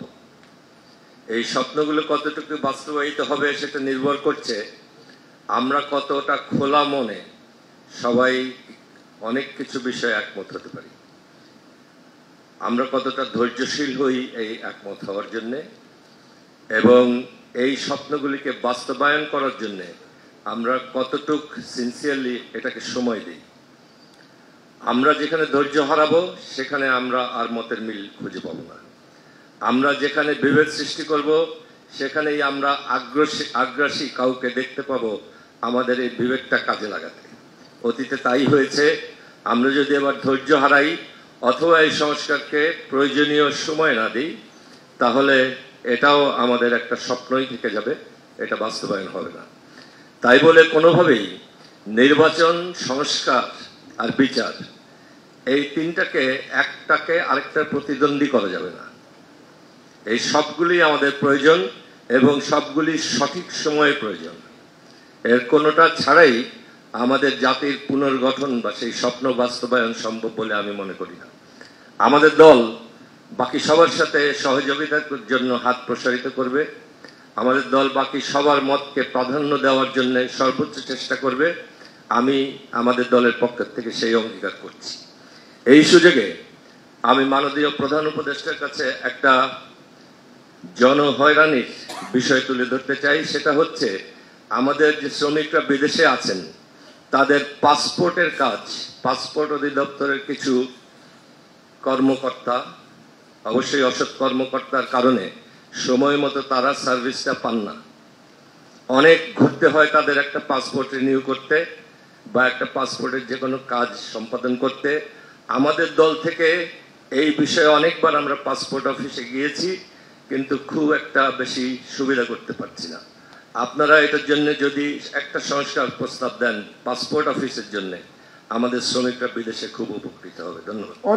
আজকের সভার সভাপতি, প্রধান উপদেষ্টা, এখানে উপস্থিত রাজনৈতিক দলের নেতৃবৃন্দ, বাংলাদেশের কমিউনিস্ট পার্টি সিপিবি, আমরা আজকের যে উদ্যোগ, সেই উদ্যোগকে স্বাগত জানাচ্ছি। আমরা আমাদের মাননীয় প্রধান উপদেষ্টা, তিনি যে আজকে তার প্রথম পর্বের বর্ণনা দিয়েছেন, ইতিবাচক একটি বর্ণনা, তার সাথে একমত। কিন্তু একই সাথে এই 6 মাসের কিছু অভিজ্ঞতা আমাদের রয়েছে, যে অভিজ্ঞতাগুলোকে এড়ানো যাবে না। আমরা এখানে বিভিন্ন রাজনৈতিক দলের সিনিয়র বা শীর্ষ নেতৃবৃন্দ বসেছি, কিন্তু বাংলাদেশের যে আম জনতা রয়েছে তার দিকে আমাদের তাকাতে হবে। এই আম জনতা সংস্কার কি জিনিস বোঝে না।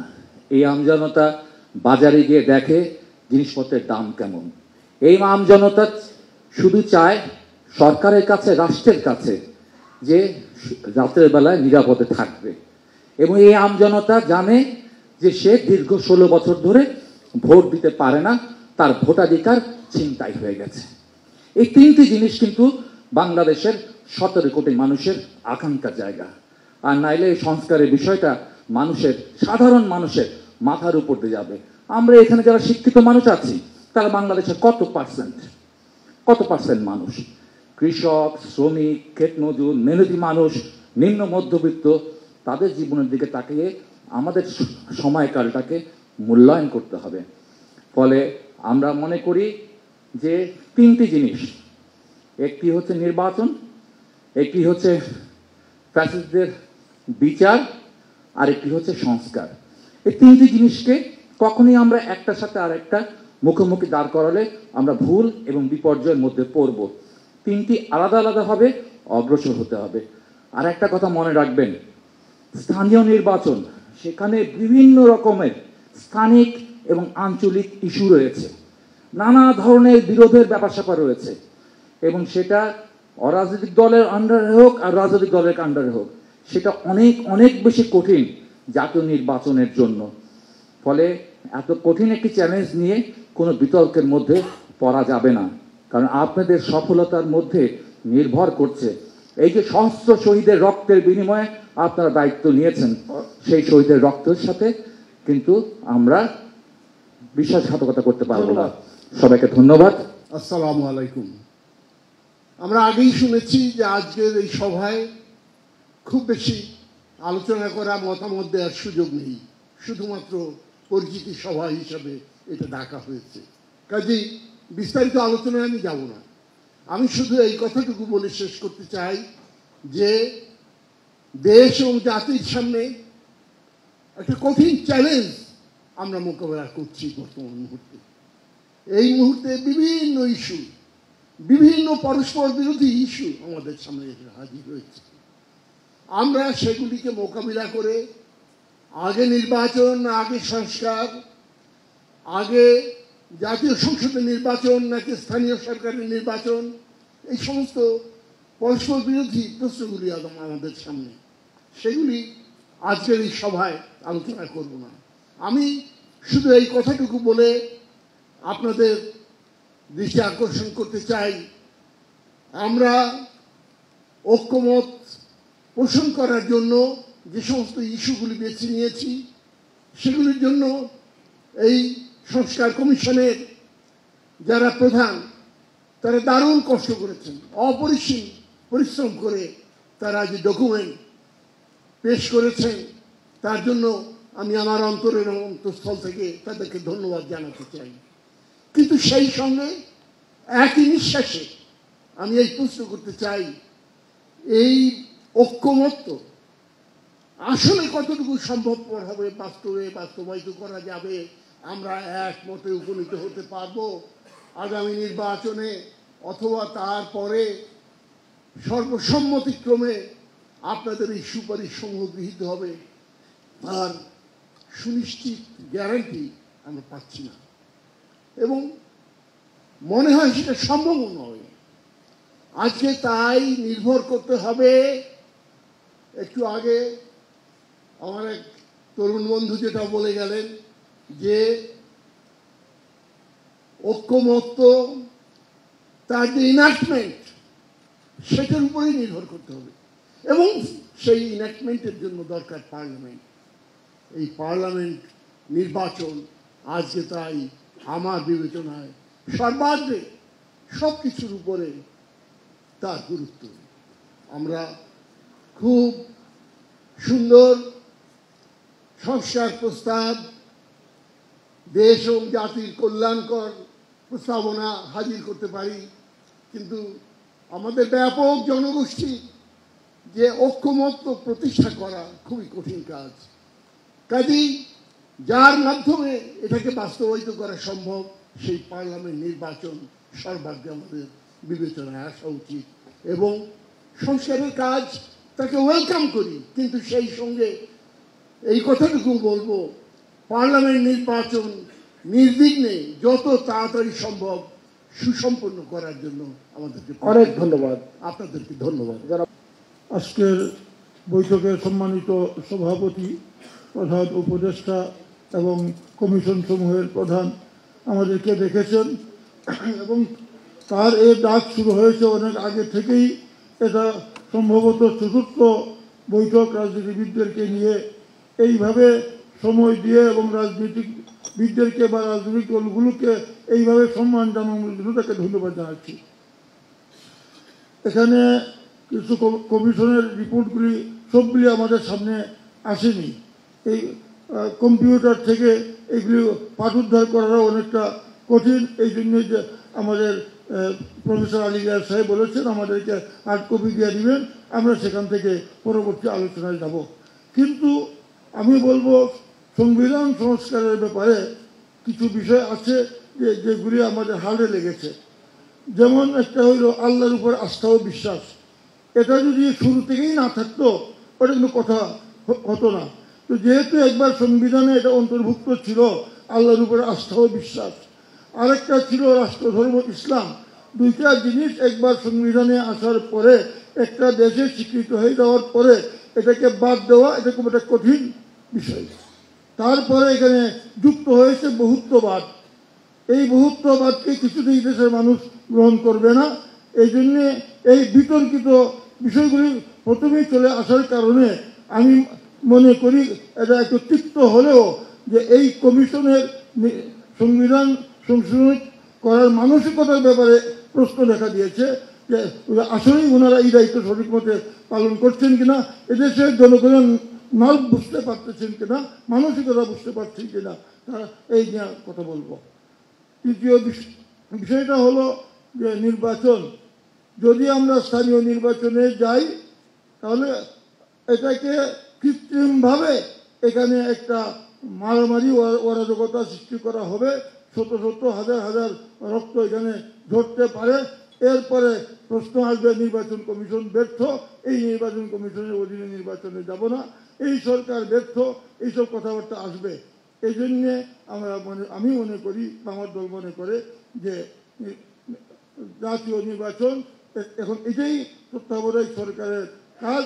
এই জাতীয় নির্বাচন দিয়ে ওনারা সুন্দরভাবে নির্বাচিত সরকারের কাছে ক্ষমতা হস্তান্তর করে তারা সুনাম নিয়ে তারা বিদায় হয়ে যাবেন, এটা আমরা আশাবাদ ব্যক্ত করে অনেক ধন্যবাদ। আমি আপনাকেও ধন্যবাদ জানাচ্ছি। আমি এইটাকে প্ল্যানারি সেশন হিসাবে ধরছি এবং সকল রাজনৈতিক দলের নেতাদের উপস্থিতিতে আমাদেরও একটা সুযোগ করে দিয়েছেন। অনেকটা মিলন মেলা হয়েছে আজকে এবং আমরা মন খুলে প্রাণ খুলে একে অপরের সাথে কথা বলার চেষ্টা করেছি টি ব্রেকের সময়। তো যেহেতু পরবর্তী সেশনগুলো হবে প্রত্যেকটা কমিশনের প্রস্তাবনা নিয়ে, তো আজকে যে অবস্থা দেখলাম, এখন যদি সংস্কার বিষয়ে আলোচনা শুরু করি তাহলে তর্ক বিতর্ক এমন পর্যায়ে পৌঁছাবে শেষে পরিবেশ রক্ষা করা কঠিন হয়ে যাবে। কারণ এখন যেহেতু আমরা বলছি যে এটা আমাদের সরকার, গণ অভ্যুত্থানের মধ্য দিয়ে আমরা আমাদের সরকার প্রতিষ্ঠা করেছি, এখন আমরা সকল দলেই চাচ্ছি যে আমাদের এজেন্ডা যেন আপনারা বাস্তবায়ন করেন। এটা তো সম্ভব না। সুতরাং মিনিমাম কতগুলো বিষয়ে আমাদের ঐক্যমত থাকতে হবে। কিন্তু আপনাদের সংস্কারের মধ্যে এত ব্যাপকতা এসে গেছে, আমার মনে হয় না যে সব কিছু নিয়ে আমরা সবাই ঐক্যমতে পৌঁছাতে পারবো।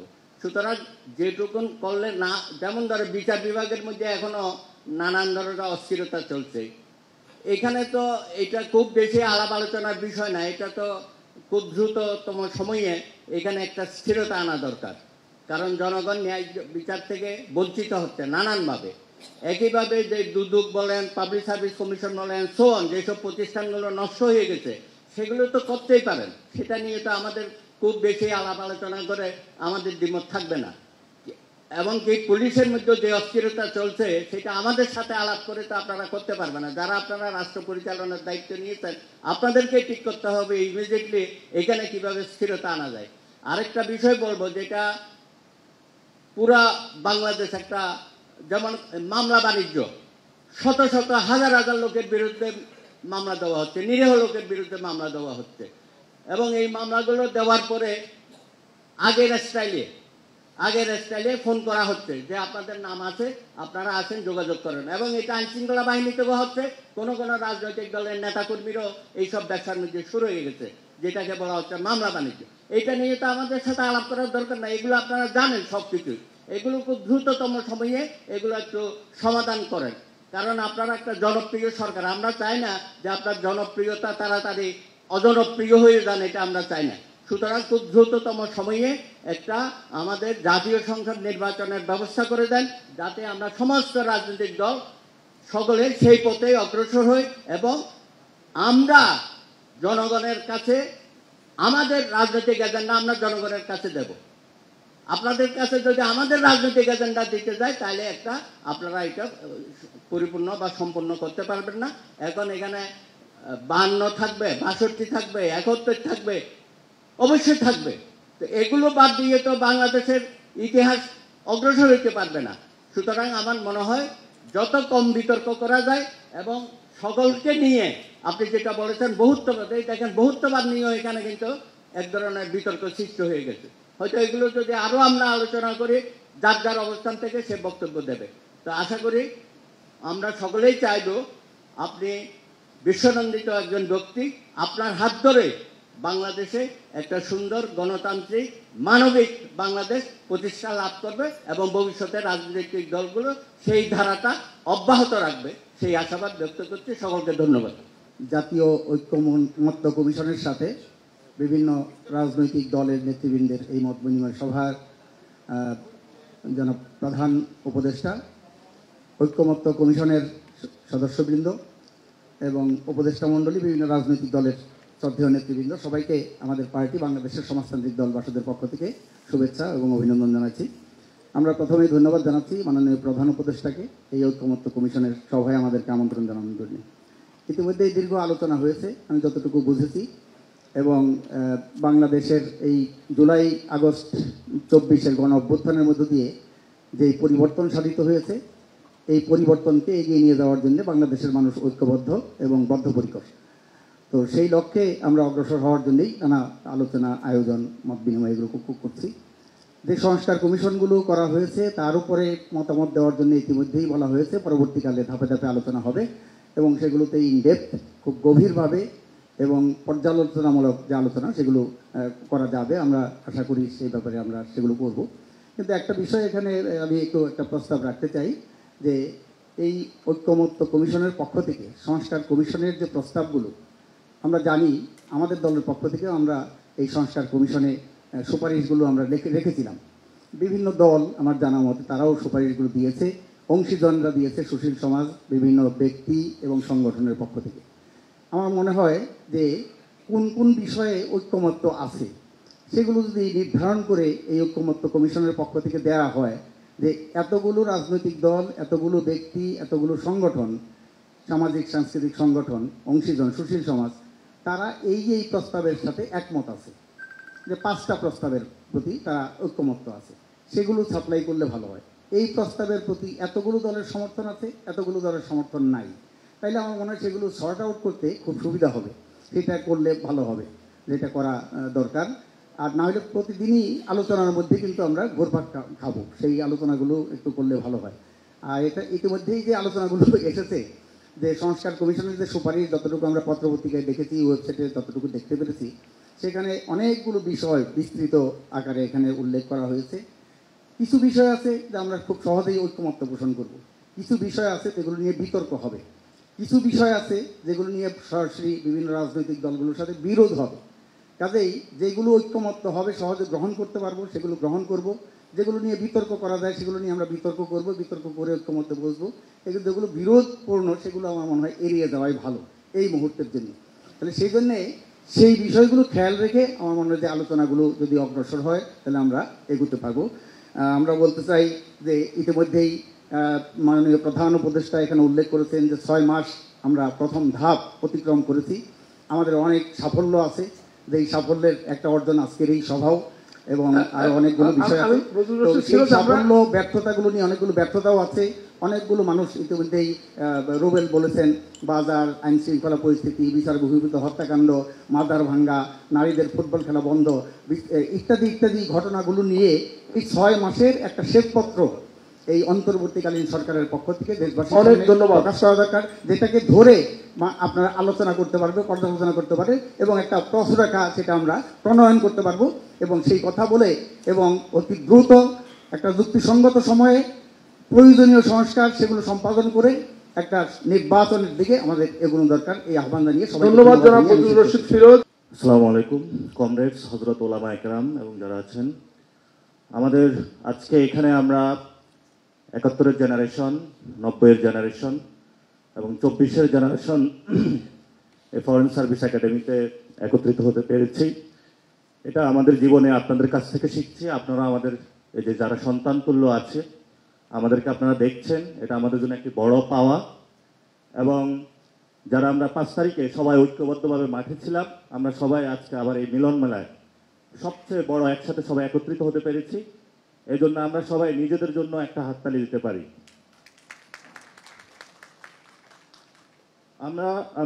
আমার 6 মাসের একজন বেবি রয়েছেন, তো মেয়ে। আমি গ্রামে গিয়ে তার সার্টিফিকেট করার জন্য অনেক হেনস্থার শিকারী হয়েছে বলতে বলে। আমাদের যিনি ইউপি চেয়ারম্যান রয়েছেন, উনি এখনো আওয়ামী লীগের নিয়োগকৃত, এটা বাতিল হয় নাই।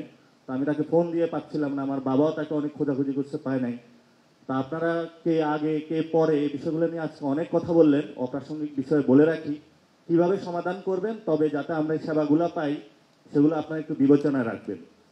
তা আজকের যে উদ্দেশ্য করে আজকে আমরা এখানে একত্রিত হয়েছি এবং মাননীয় প্রধান উপদেষ্টা আমাদেরকে সবাইকে আমন্ত্রণ করেছেন এবং এখানে যারা বিজ্ঞজনেরা রয়েছেন তাদের দীর্ঘ জীবনের এক্সপিরিয়েন্স অনুযায়ী হেড হিসাবে সংস্কার কমিশনগুলোতে কাজ করেছেন।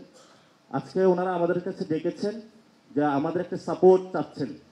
তো আমরা জাতীয় নাগরিক কমিটি এবং ছাত্রদের পক্ষ থেকে আমরা ফুল সাপোর্টে আছি এবং আশা করি আপনারাও একটা সাপোর্টে থাকবেন। কিছু মতনৈক্য হতে পারে, কিন্তু আমরা সবাই কিন্তু রিপোর্টগুলো ওনাদের কাছে পাঠিয়েছি। তো আমরা সবাই জানি আসলে সবগুলা দলের মধ্যে এখানে একটা আন্ডারস্ট্যান্ডিং বা বোঝাপড়া আছে। আমরা প্রতিনিয়ত রাজপথ বা বিভিন্ন ফোরামে আড্ডা দিয়ে থাকি। তো আমরা কে কি বলবো সবাই কিন্তু জানি। তো ঐক্যমতের জায়গাটা কি সেটাও আমরা বুঝি, কে কার বিরোধিতা করবো সেটাও আমরা বুঝি। তাহলে আমরা কমিশনগুলোতে বসতে পারি, বসে আলোচনার মাধ্যমে দ্রুত দেশের একটি সংস্কার পর্যায়ে নিয়ে আসতে হবে। কারণ গত 53 বছরে বাংলাদেশের এমন কোনো প্রতিষ্ঠান বিরাজমান নাই যে একটি প্রতিষ্ঠানকে আঁকড়ে ধরে বাংলাদেশকে সামনে আমরা এগিয়ে নিয়ে যেতে পারবো। তো স্যার এখানে দায়িত্ব নিয়েছেন, উনি একটা ভাঙ্গা ঘর পেয়েছেন যার মধ্যে বৃষ্টি পড়ে, কিন্তু বৃষ্টির মধ্যে ঘুমাচ্ছেন। তো আমরা যদি এই ঘরটা নির্মাণ না করে দিয়ে যেতে পারেন তিনি, ভবিষ্যতে আমাদের কপালে দুর্দশা আছে। তো 5টি বিষয় আজকে কথা বলবো, যেহেতু টু দা পয়েন্টে কথা বলার জন্য বলা হয়েছে। সেটা হলো প্রধান উপদেষ্টা যে জুলাই চার্টারের কথা বলেছিলেন, আমাদের কিন্তু এই সংস্কারের সব কমিশনের সহ একটি সুন্দর জুলাই চার্টার প্রয়োজন এবং এই জুলাই চার্টার যে করব আমরা সেটার একটি আইনি বাধ্যবাধকতা প্রয়োজন। কারণ পরবর্তী যারা সরকারে আসবেন তাদের কিন্তু এই কাজটা চালিয়ে যেতে হবে। আমাদের স্বল্প মেয়াদী যে সংস্কারের কার্যক্রমগুলা স্যার শুরু করে দিয়ে যাচ্ছেন আমাদের সবাইকে, কিন্তু শেষ করার দায়িত্ব হলো আমাদের। স্বল্প মেয়াদী যে সংস্কার কার্যক্রম রয়েছে সেগুলো স্যার চালু করে দিয়ে যাবেন, আমাদেরকে একটি সুন্দর বাংলাদেশ উপহার দিবেন। কিন্তু গত 53 বছরে বাংলাদেশের যা অবস্থা হয়েছে, এটা কিন্তু দীর্ঘ সময় ধরে সংস্কারের প্রক্রিয়াটা চলমান থাকবে। সেই সংস্কার প্রক্রিয়াটা চলমান থাকার জন্য আমাদের যেমন একটি চার্টার প্রয়োজন, সেই চার্টারের আবারই হলো একটি আইনি বাধ্যবাধকতাও প্রয়োজন। এটা আপনারা হলো সবাই ভেবে দেখবেন এবং আশা করি স্যারও এই বিষয়ে ভেবে দেখবেন। সেকেন্ড যে বিষয়টি আছে সেটা হলো আমাদের সংবিধান প্রণয়ন বা সংস্কারের ক্ষেত্রে যদি আমরা একে স্থায়ী রূপ দিতে চাই, এখানে আমরা আওয়ামী লীগের বিরুদ্ধে ঐক্যবদ্ধভাবে 5 তারিখে মাঠে ছিলাম, কিন্তু 72 সালের যে সংবিধানটা রয়েছে এই সংবিধানের মধ্য দিয়ে আমরা মনে করি যে বহুদলীয় গণতন্ত্রের বিকাশ বাংলাদেশে অসম্ভব এবং মানুষগুলোকে, বাংলাদেশের অসংখ্য মানুষকে 72 সালের সংবিধানে খারিজ করা হয়েছে। 24-এ আওয়ামী লীগের বিরুদ্ধে এবং তার দোষরদের বিরুদ্ধে আমরা সবাই রক্ত দিয়েছি। এই রক্তের মূল্যটা তখনই মূল্যায়িত হবে যদি সবাই আমরা ঐক্যবদ্ধভাবে শ্রমিক, মজুর, কুলি সবাইকে নিয়ে একটি গণপরিষদ নির্বাচনের দিকে যেতে পারি। এই গণপরিষদ নির্বাচনে গিয়ে যদি আমরা একটি সুন্দর সংবিধান প্রণয়ন করতে পারি যেটা বাংলাদেশের সকল মানুষকে ধারণ করে, ওই গণপরিষদের যে সভা রয়েছে সেটা যদি পার্লামেন্টারি সভায়, আইনসভায় আমরা রূপ দিতে পারি, আমরা মনে করি তাহলে বাংলাদেশের ভবিষ্যৎ সেখানে নির্ধারিত হবে। আদারওয়াইজ বাংলাদেশে একটি সংকটের জায়গা থেকে বাংলাদেশ বিশ্ব মঞ্চে হাজির হবে। স্যার দায়িত্ব নিয়েছেন, আমাদেরকে শুরু করে দিয়েছেন, আমরা যদি শেষ করতে না পারি এটা আমাদের ব্যর্থতা হবে। আমরা ওই ব্যর্থতার জায়গায় যেতে চাই না। 5 তারিখে আমরা সফলতার পরিচয় দিয়েছি, আমরা সবাই ঐক্যবদ্ধভাবে মাঠে ছিলাম। আর এখানে বারবার একটা কথা আমাদের সামনে এসে থাকে যে 15 বছরে কি কিছু করা হয় নাই? অবশ্যই আমরা সবাই করেছি। 13 সালে আমি একজন ইন্টারমিডিয়েট স্টুডেন্ট ছিলাম, সারা রাত আমাকে নির্বাক পাটা উপরের দিকে দিয়ে মাথাটা নিচের দিকে পুরো রাত ওসি আমাকে পিঠাইছে। 13 সাল কি 5 তারিখ ছিল? ছিল না। আমার সাথে ক্লাস 6-এর একটা বাচ্চা ছিল, তামিরুল মিল্লাতে পড়াশোনা করতো, ওই বাচ্চাটাকে ধরে আমি সারা রাত তাকে পিটানো হয়েছে। তো সবাই আমরা নির্যাতিত, দল মত নির্বিশেষে, পক্ষ গোষ্ঠী সবাই নির্যাতিত। 5 তারিখও আমরা নির্যাতিত হয়েছি, এখনো তো নির্যাতিত হচ্ছি। নির্যাতন বন্ধ করতে হলে তো সংস্কার কাজগুলো আমাদের চালু করতে হবে। এই যে জেলের মধ্যে তো আমরা সবাই থাকতে হবে, ঘর আর বাড়ি জেল তো আমাদের সমান হবে। জেলের মধ্যে আমরা কি অবস্থা, আমিও জেলে ছিলাম, গারদগুলোতে ছিলাম, কি অবস্থা সেটা আপনারা দেখেছেন। তো সবগুলো বিষয়ের যদি আইনি কাঠামো যদি আমরা ঠিক করতে না পারি, যেটা আমাদের মূল সংবিধান, তাহলে আমাদের ভবিষ্যৎ কপালে খুব দুর্দশা আছে। এই জন্য আমরা 3 তারিখে খুব সুচিন্তিত একটি দাবি দিয়েছিলাম, যেটা নাহিদ ইসলাম পাঠ করেছিলেন, যে পুরাতন যে বন্দোবস্ত সেটা আমরা চাই না, ফেসিবাদী ব্যবস্থার যে বিলোপ, আমরা শুধু শেখ হাসিনার উৎপাটন চাই নাই, আমরা শেখ হাসিনার সাথে সাথে তার যে সিস্টেমটা রয়েছে পুরোটার মূল উৎপাটন আমরা চেয়েছি। এটা একটা চলমান প্রক্রিয়া, আর আমরা মনে করি এটা সংস্কারের মধ্য দিয়ে এটা পসিবল একটা জায়গায় যেতে পারবে। দ্বিতীয় অংশে আমরা বলেছিলাম একটি নতুন রাজনৈতিক বন্দোবস্ত, নতুন রাজনৈতিক বন্দোবস্তের জন্য সংবিধানের মধ্যে কিন্তু বন্দোবস্তের মধ্যে দিয়ে চলতে হবে আমাদেরকে। তো আমরা আশা করি একটি গণপরিষদ বাংলাদেশে আপনারা সে বিষয়ে আস্তে আস্তে যাবেন। এটা যদি নাও পারি, আমাদের এই মাসে যে দলটা আসবে, আমাদের আগামীর রাজনৈতিক লাইন এটা হবে, এবং আপনারা সবাই আশা করি সে লাইনের সাথে থাকবেন, আমাদেরকে সাপোর্ট দিবেন, আপনাদের সন্তানদেরকে। কারণ আমি শুধু একটা জায়গায় রিপ্রেজেন্টেশন করি না, আমি আপনার মেয়ে বা ছেলে রিপ্রেজেন্টেশন করি। তা আপনার মেয়ের ছেলের যে ভবিষ্যৎ যে বাংলাদেশে আসবে, আপনার মেয়ের ছেলের যে ভবিষ্যৎ যদি আপনি চিন্তা তাকে ঘোরে না দিয়ে যেতে পারেন, আপনি বাপ ভাই হিসাবে দায়বদ্ধতার জায়গা থাকবেন। আশা করি বাপ ভাই এবং ফিউচার বাংলাদেশের জেনারেশনের জন্য, আমাদের জন্য আপনারা অনেক করেছেন, এই কাজটা আমাদেরকে আল্লাহ রাস্তা করে দিয়ে যায়েন। একটি গণপরিষদ, আমরা একটি সুন্দর সংবিধান চাই, যে সংবিধানের মধ্য দিয়ে সুন্দর করে আমরা বাংলাদেশটা গড়তে পারবো। আজকে সবাই আমরা একত্রিত হতে পেরেছি, আপনাদের কথাগুলো শুনছি, আপনাদের থেকে শিখছি, ভবিষ্যতেও শিখবো। সে শিক্ষা অনুযায়ী আপনাদের শ্রদ্ধা নিয়েই কাজ করে দেবো। ইনশাল্লাহ দেখা হবে আমাদের ভবিষ্যৎ বাংলাদেশে। ধন্যবাদ সকলকে, আসসালামু আলাইকুম। আজকে মাননীয় প্রধান উপদেষ্টা এবং যারা এই সংস্কার কমিটিগুলোর প্রধান, তাদেরকে আন্তরিকভাবে ধন্যবাদ এবং কৃতজ্ঞতা জানাতে চাই। আজকে আমাদেরকে এখানে আমন্ত্রণ জানিয়ে একটা সুযোগ করে দিয়েছেন আপনাদের কথা বলার শুরুটা করার জন্যে। এটা মাননীয় প্রধান উপদেষ্টাই বলেছেন যে এটা হচ্ছে সূচনা, এবং আজকের এই সভাটি হচ্ছে মূলত একটি আপনার একটা ফর্মালিটিস যে আপনার উনি উপস্থাপন করলেন বিষয়টা, এই বিষয়টা নিয়ে আমরা সামনের দিকে আলোচনা করব। আমাদের নজরুল ভাই খুব সুন্দর কথা বলেছেন, একটা এটা না বললে হবে না, হচ্ছে যে আজকে দেশের সবচেয়ে বরেণ্য পণ্ডিত ব্যক্তিরা তারা আমাদের দেশের ভবিষ্যতের জন্য তারা কিছু সংস্কারের প্রস্তাব রচনা করেছেন। এখন আমরা এটাতে অত্যন্ত গর্বিত, আনন্দিত, এবং আমরা বিশ্বাস করি যে এখান থেকে আমাদের অনেক ভালো কিছু নিশ্চয়ই বেরিয়ে আসবে। এবং আমরা অনুরোধ করব যে আমাদেরকে যে হার্ড কপিগুলো দেওয়া হয়, তাহলে হার্ড কপিগুলো নিয়ে আমরা এটার উপরে কাজ করতে পারি, কারণ আমরা এই ব্যাপারটাতে অত্যন্ত সিরিয়াস। কারণ আমরা নিশ্চয়ই লক্ষ্য করেছি আজকে আমাদের এখানে যারা উপস্থিত হয়েছি, আমাদের দলের সবচেয়ে বয়স্ক যারা এবং যারা অভিজ্ঞ, আমাদের স্ট্যান্ডিং কমিটির প্রায় 6 জন এখানে আজকে আমরা উপস্থিত আছি। অর্থাৎ আমরা এতে কতটা গুরুত্ব দিচ্ছি এটা এখান থেকে আপনারা বুঝতে পারবেন। আমরা ইতিমধ্যে যখন আমাদেরকে চিঠিপত্র দিয়েছিলেন, সেই চিঠিগুলো আমরা কিন্তু প্রত্যেকটাই একটা হোমওয়ার্ক করে আমরা তাদের সেইগুলো আপনার আমাদের যে মতামত, সেই মতামতগুলো আমরা তাদেরকে প্রত্যেকটা সংস্কারের বিষয় দিয়েছি। সুতরাং আমি কথা বাড়াবো না, আজকে কথা বেশি কিছু বলার নেই, শুধু একটা কথাই বলতে চাই যে মালিক, এই দেশের মালিক হচ্ছে কিন্তু আমাদের জনগণ, তাদেরকে কেন্দ্র করেই কিন্তু আমাদের সমস্ত কাজগুলো আবর্তিত হবে এবং ভবিষ্যতে আমাদের নির্মিত হবে সেইভাবেই। আজকের ছেলেরা, তাদের প্রতি শ্রদ্ধা জানাতে চাই যারা প্রাণ দিয়েছে, এবং সঙ্গে সঙ্গে বিগত 15 বছরে যারা এই গণতন্ত্রের জন্য সংগ্রাম করেছে, লড়াই করেছে, তাদের প্রতি আমাদের ভালোবাসা, তাদের প্রতি আমাদের শ্রদ্ধা আমরা নিবেদন করছি। একই সঙ্গে এটুকু প্রত্যাশা করব যে জনগণ যেন কখনো বিমুখ না হয়, জনগণ যেটা প্রত্যাশা করে সেখানে যেন আমরা সবাই যেতে পারি এবং ঐক্যের মধ্যে দিয়ে যেতে পারি। সুতরাং কথা বেশি কিছু নেই, আবারও ধন্যবাদ আমাদেরকে আহ্বান জানার জন্যে। আমরা কাগজপত্রগুলো পেলে আমরা সেইভাবেই আবারও আপনাদের সামনে উপস্থিত হব। ধন্যবাদ। শুধুমাত্র 2টা কথা বলতে চাই। এর একটা হচ্ছে যে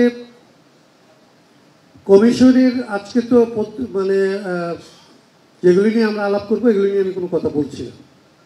আমি শুধু একটা জিনিস বলতে চাই কমিশনের কাছে, যে আমরা একই সাথে 2টা কন্ট্রাডিক্টরি জিনিস চাই। আপনার একটা হচ্ছে যে আমরা চাই যে কমিশন এই সংস্কারের পদ্ধতি কী হবে এটা নিয়ে কোনো কথা বলেনি, তারা বলেছেন যে এটা টার্মস অফ রেফারেন্সে নাই, কিন্তু আমরা একটা টেকসই সংস্কার চাই। সেইটা নিয়ে তারা যদি আসলে পদ্ধতির ব্যাপারে কোনো কথা নাও বলে, এবং আমি চাই তারা না বলুক, কিন্তু আমরা যেন পদ্ধতি নিয়ে কথা বলি, তার জন্য যে স্পেসটা থাকা দরকার এই সংস্কার প্রস্তাবনার মধ্যে সেই স্পেসটা নাই। কোনোভাবে এইটা আসলে আমাদের পরবর্তী যে আলাপগুলো হবে সেখানে যেন যুক্ত থাকে আমাদের ব্যাপারটা, আমরা যেন এটা নিয়ে কথা বলার সুযোগ পাই। এবং আমরা যেন নিজেদের মধ্যে কথাবার্তা বলে এটাকে ঠিক করতে পারি। এইটা হচ্ছে একটা। একই সাথে ধরেন এর বিপরীত একটা চাওয়া আছে। বিপরীত চাওয়া হচ্ছে এরকম যে ধরেন আপনাদের জায়গা থেকে স্থানীয় সরকার কমিশন বললো যে আসলে স্থানীয় সরকার নির্বাচনটা আগে হতে হবে। এরকমের জায়গাগুলিতে আসলে কমিশন যেগুলি আছে তাদের কোনো কথা না বলা, এইটা যদি আসলে লাগে তাইলে আসলে রাজনৈতিক দলগুলির দিক থেকে বলা, রাজনৈতিক দলগুলির মধ্যে আসলে এটার একটা ব্যবস্থা করা, যেন আসলে ফেসিলিটেট করে গভর্নমেন্ট কিংবা আসলে কমিশনগুলি নিজেরা যেন না বলে।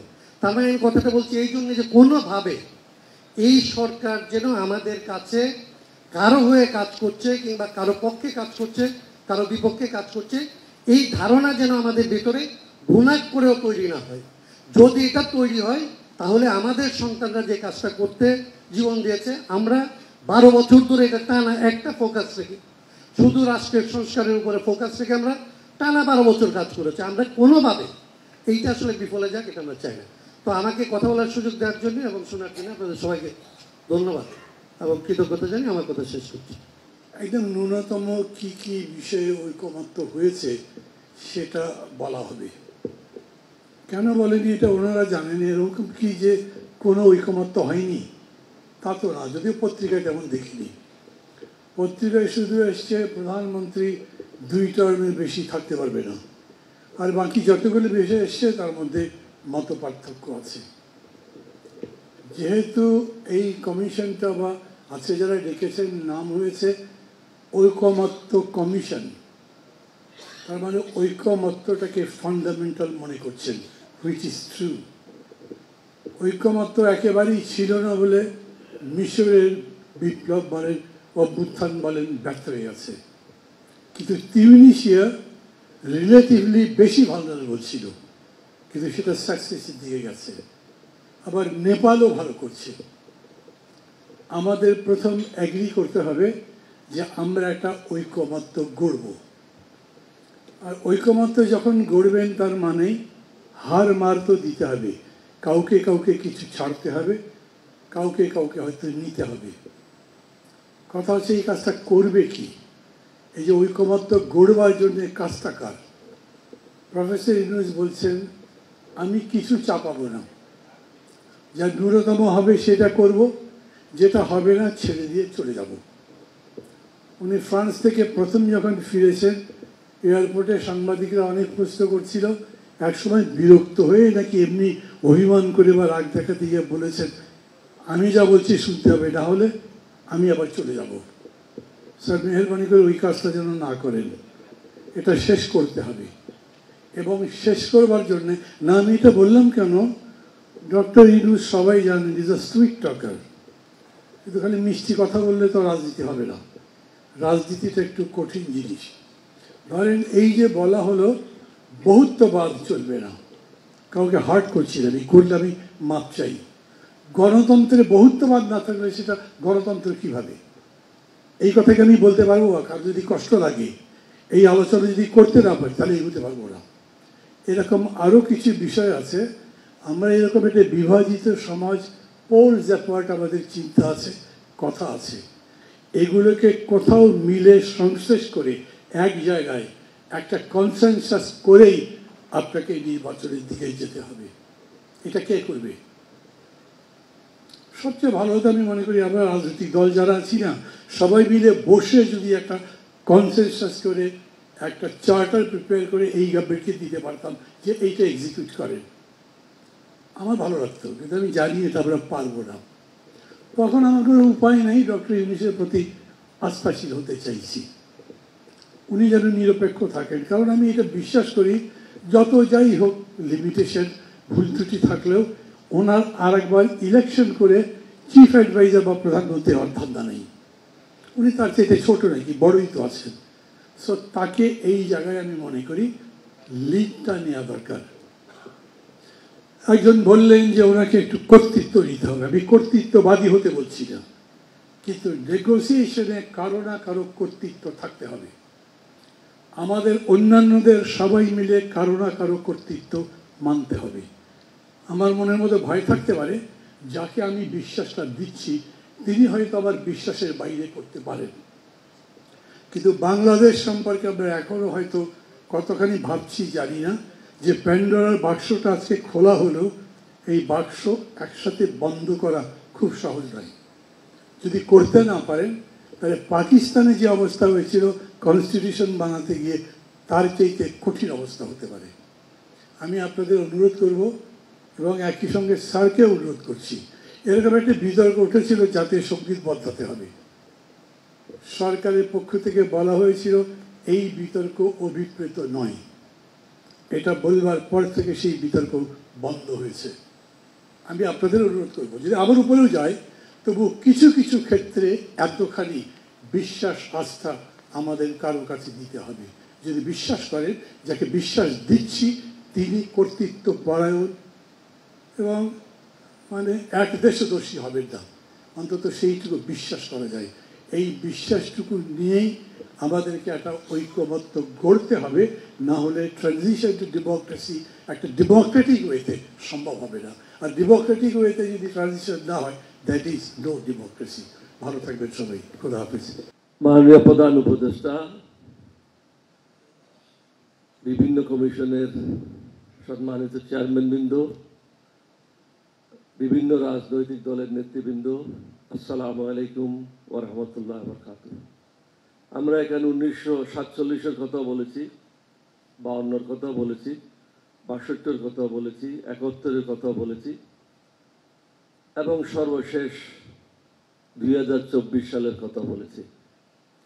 কোনোটাকে খাটো করে দেখার বিষয় না, ওই সময়ের জন্য ওই জিনিসটা খুবই গুরুত্বপূর্ণ ছিল।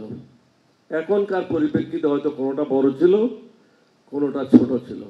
আমাদের মনে সব কিছু স্মরণে রেখে আমাদেরকে এগোতে হবে। এখানে দুইটা বিষয় খুবই গুরুত্বপূর্ণ, একটা হলো সংস্কার, আর একটা হলো আমরা বসে আছি খুব তাড়াতাড়ি ক্ষমতায় যাওয়ার জন্য। দুইটা জিনিস একসাথে কাজ করছে। আর মাননীয় প্রধান উপদেষ্টার জন্য যেটা বিপদ সেটা হচ্ছে আপনি যাদেরকে দিয়ে সংস্কারের কাজগুলি করবেন সেটা হলো হাসিনার লোটা বাহিনী। তারা কিন্তু এখনো সরে নেই, বিভিন্ন জায়গায় তারা বসে আছে, আপনি হুকুম দিচ্ছেন সেই হুকুম পালিত হচ্ছে না।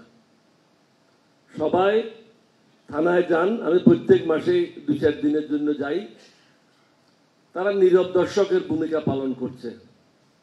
আপনি জানেন কিনা আমি জানি না, একজন ওসিকে আমি বললাম যে এটা পুলিশের সদাসর একটা নিয়ম, বিগত দিনে যত কিছু ঘটনা ঘটে যেই দলের হোক না কেন একটা রেকর্ড থাকে। সরকারি দলের হলে এটা প্রকাশ করা হয় না, কিন্তু রেকর্ড থাকে। ও বললো যে স্যার 4 তারিখের পরে আমাদেরকে নির্দেশ দেওয়া হয়েছে সমস্ত রেকর্ডগুলি ধ্বংস করে দেওয়ার জন্য। সুতরাং আমাদের কারো কাছে কোনো সন্ত্রাসীদের রেকর্ড নাই। এখন যেহেতু আপনি আর্মি ডিপ্লয় করেছেন, they have to be effective. আপনার প্রশাসন কিন্তু মাঠে ময়দানে দৃশ্যমান না। আমি সামনে বলে যাচ্ছি, অনেকেই সেটা বলবে না, দৃশ্যমান না। দৃশ্যমান না এই জন্য সবাই যাচ্ছে চলছে, ওইভাবেই একটা সময় পাস করতেছে। জিনিসপত্র নিয়ে আমি দাম বলবো না, এটা তো ডলারের সাথেই এটা বুঝতে হবে, কিন্তু আইন শৃঙ্খলা তো ঠিক করতে হবে, দুর্নীতি ঠিক করতে হবে। ঢাকা কোর্টের বড় বড় জজ সাহেবেরা পয়সা নিচ্ছে, আমার পরিচিত লোকের কাছে 15 লক্ষ টাকা নিয়ে বেল দিয়েছে। এইগুলি কি করবেন? এটা আপনি এখন সংস্কার করে কি করবেন, নির্বাচন করে কি করবেন? এই চোরগুলি যদি থেকেই যায় তাহলে আমরা নির্বাচিত হয়ে আসার পরেও তো আমরা শান্তিতে থাকবো না। তাহলে এটা একটা অন্যতম গুরুত্বপূর্ণ কাজ হবে, এই সন্ত্রাসীগুলি, এই দুর্নীতিবাজগুলি, টাকা পাচারগুলিকে চিহ্নিত করে আমাদের ছেলেরা যে রক্ত দিয়েছে সর্বশেষ, এটার সাথে বেইমানি করা যাবে না। এদেরকে কঠোর শাস্তি দিতে হবে। সবচেয়ে বড় ক্রিমিনাল বসে আছে বঙ্গভবনে, অনেকে তাকে মহব্বত করে ওখানে রাখার জন্য চেষ্টা করে। এখন সংস্কার নিয়ে কথা বলতে চাই। আমি সবাই এখানে বলেছি একটা কথা, আমি সেটা প্রস্তাব দেব যে আমাদের হার্ড কপিগুলি দেন। আরেকটা অ্যাড করব, আপনি আমাদের কাছ থেকে লিখিত এটার উত্তর চান, একটা কমিটমেন্ট থাকবে। আপনি মুখে যখন কথা বলবে এটার কিন্তু কোনো কমিটমেন্ট থাকবে না, এটা রেকর্ডও থাকবে না এবং আপনার পক্ষে এটা রেকর্ড রাখাটা সম্ভব না।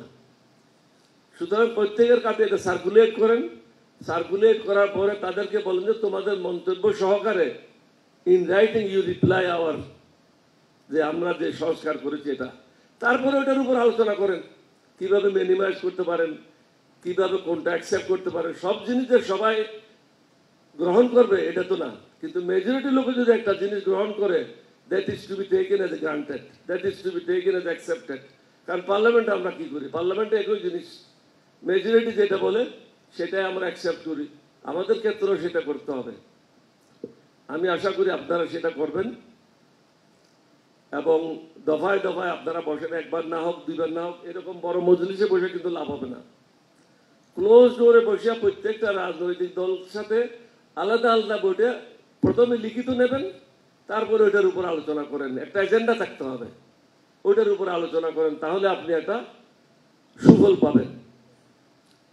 অন্যথায় আমার মনে হয় সুফল পাওয়া যাবে না। বাকি জিনিস তো আজকে বলার কথা না, বলতেও চাই না। মাননীয় প্রধান উপদেষ্টাকে has to be more assertive। এখানে কোনো প্রেম প্রীতি করে চলবে না। যেমন মান্না ভাই বললে গেলে আপনি সফট স্পোকেন, নো ডাউট। আমি আপনাকে 1975 থেকে চিনি, মান্না ভাই যখন প্রাইমারি স্কুলে পড়ে তখন থেকেই চিনি। এখানে কিন্তু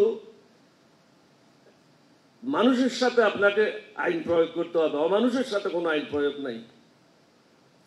আওয়ামী লীগ আমাদের ছেলেদের হত্যা করেছে, এই দেশকে হত্যা করেছে, এই দেশের সংবিধান হত্যা করেছে, একদলীয় বাকশালী শাসন করেছে, সবকিছু ধ্বংস করে দিয়েছে বাংলাদেশের।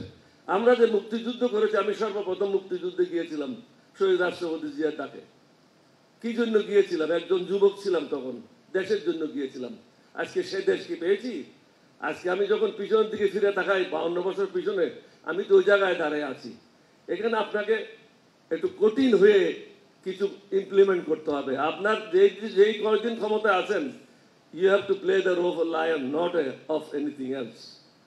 তারপর অনেকেই জিজ্ঞাসা করলো এখানে আপনি ইমপ্লিমেন্ট করবেন কি করে? ইমপ্লিমেন্ট করা সোজা, অর্ডিন্যান্স করবেন, অর্ডিন্যান্স করে ইমপ্লিমেন্ট করবেন। যখন নতুন পার্লামেন্ট আসবে, নতুন পার্লামেন্টে সেটা আলোচনা করবে, রেটিফাই করবে। বাট এর আগে তো এগুলিকে অর্ডিন্যান্স করে এগুলি ক্লিয়ার করতে হবে, otherwise how it will be, সমাজ এটা ফাংশনাল কিভাবে হবে।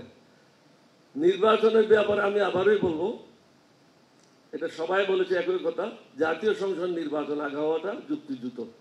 কারণ তখন আমাকে নিয়ে টানাটানি শুরু হয়ে যাবে যে কাকে ইউনিয়ন কাউন্সিলের নির্বাচনে মনোনয়ন দেবো, কাকে মেম্বার বানাবো, কাকে গ্রামে মারপিট শুরু হয়ে যাবে। আর আওয়ামী লীগের লোকগুলি তো লক্ষ লক্ষ হাজার কোটি টাকা নিয়ে বসে আছে। আপনি দেখছেন বিভিন্ন জায়গায় চুরি করে 15 জন 20 জন মিছিল করে আপনারা গালি দিচ্ছে, আমারে গালি দিচ্ছে, আমাদের সবাই গালি দিচ্ছে। এরা তো এখনো অনেকে লুকিয়ে যায় নাই। দ্বিতীয় তৃতীয় শ্রেণীর লোকগুলি তো এখনো আছে, তাদেরকে ধরতে হবে। তাদেরকে না ধরলে নির্বাচন সুষ্ঠু হবে না। তারা তো দানব, তারা তো মানব না। তাদের সাথে মানবের মতো ব্যবহার করে কোনো লাভ হবে না। তাদের প্রতি অত্যন্ত কঠোর এবং কঠিন হতে হবে। তাদের রাজনীতি বন্ধ করতে হবে। তারাও তো অনেকে রাজনীতি বন্ধ করেছিল। সুতরাং আমরা তাদের রাজনীতি বন্ধ করতে এত প্রেম প্রীতি কেন? কি কারণে? তারা আমাদের ছেলেদেরকে হত্যা করেছে, এটা তো কোনো অস্বীকার করার কিছু নাই। এই দেশের গণতন্ত্র তো তারাই হত্যা করেছে, তারাই তো একদলীয় বাকশাল করেছে, তারাই তো 72-এর সংবিধান করেছে। সুতরাং তাদের প্রতি, দেশদ্রোহীদের প্রতি কোনো মায়া মমতা দেখার কোনো অবকাশ আছে বলে আমি মনে করি না। সবাইকে ধন্যবাদ। প্রধান উপদেষ্টা এখানে উপস্থিত আছেন। আপনার কাছে একটা বিষয় আমি দৃষ্টি আকর্ষণ করছি, সেটি হচ্ছে যে এটা যেহেতু ঐক্যমত্য কমিশন হয়েছে, আমরা আজকে অনেক বিষয়ে কথা হয়েছে, অনেক পলিসি বিষয়ে কথা হয়েছে। আমরা আজকে এই জায়গা থেকে একটা বিষয় আমরা একমত হয়ে বের হয়ে যেতে পারি কিনা আমি জাস্ট একটা অনুরোধ করছি। সেটি হচ্ছে যে আমরা যেই ফাইট 5 আগস্ট আমরা সমাধান করেছি, আমরা যেটা চূড়ান্ত সমাধান এবং জনগণ যেটা রায় 5 আগস্ট দিয়ে দিয়েছে, এবার এটা আপনারা সিদ্ধান্ত নেবেন এটা পরবর্তী প্রজন্মের উপর আবার আপনারা চাপিয়ে দিবেন কিনা। এই যে আওয়ামী লীগের যে প্রশ্নটা আমরা দেখতে পাচ্ছি যে আওয়ামী লীগের রিহেবিলিটেশন বিভিন্নভাবে করার একটা প্রক্রিয়া হচ্ছে, কিভাবে তাদেরকে নির্বাচনে আনা যায়, তাদের ছাড়া নির্বাচন কি গ্রহণযোগ্য হবে কি হবে না, সেই বিষয়গুলো নিয়ে আলোচনা হচ্ছে, যেটা খুবই দুঃখজনক। আমরা এই বিষয়টি সমাধান 5 আগস্ট করেছি এবং মানুষ 5 আগস্টে রায় দিয়েছে। এবং একটা দল কতটা জনবিবর্জিত হতে পারে, যার ফলে সেক্ষেত্রে তাকে দেশ ছেড়ে পালাতে হয়। আমরা যখন মিডিয়াতে দেখি আমরা কিন্তু দেখি যে সাবেক প্রধানমন্ত্রী দেশ ত্যাগ করেছেন এভাবে লেখা হয়, কিন্তু আসল সত্যটা হচ্ছে উনি দেশ থেকে পালিয়েছেন। একটা দেশ থেকে কত জনবিবর্জিত হলে একটা দেশ থেকে এবং পৃথিবীর ইতিহাসে একটা বিরল নজির, যে ক্ষেত্রে আমরা দেখেছি যে গণভবনের প্রধান এবং হচ্ছে বাইতুল মোকাররমের প্রধান দুইজন একসাথে দেশ থেকে পালায়।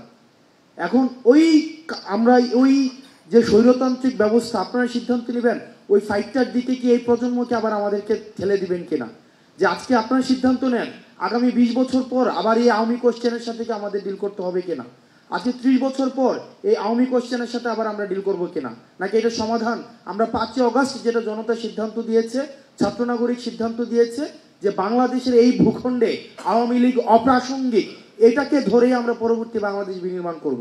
এই সিদ্ধান্তটা এই ফোরাম থেকে আসতে হবে।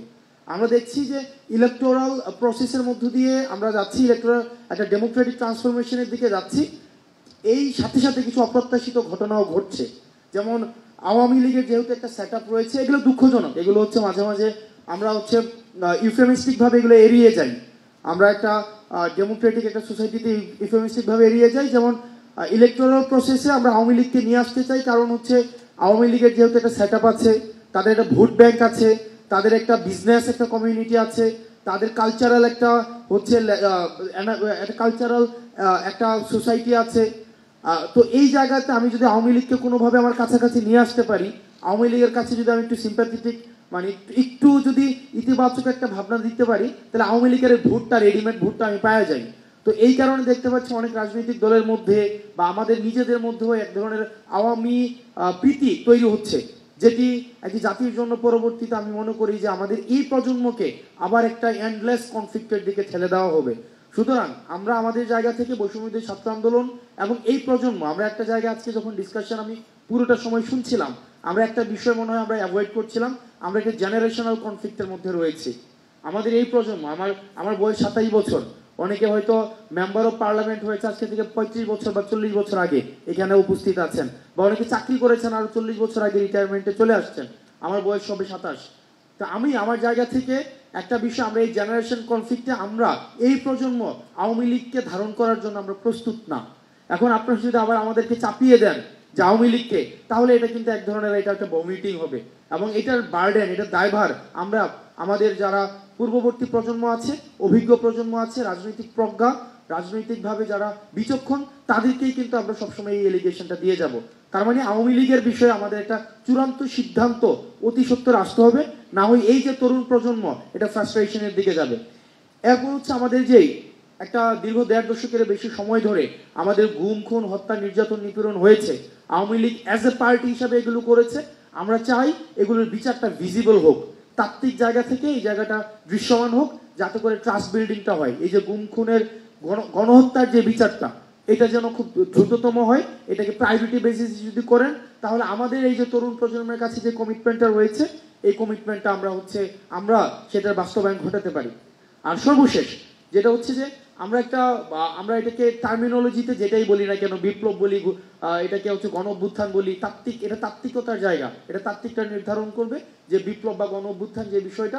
কিন্তু আমরা যেটাকে এক্সপিরিয়েন্স করেছি, আমরা মনে করি এটার একাডেমিক এবং এটার অ্যাডমিনিস্ট্রেটিভ ইনস্টিটিউশনাল এটার অ্যাকনোলেজমেন্ট প্রয়োজন।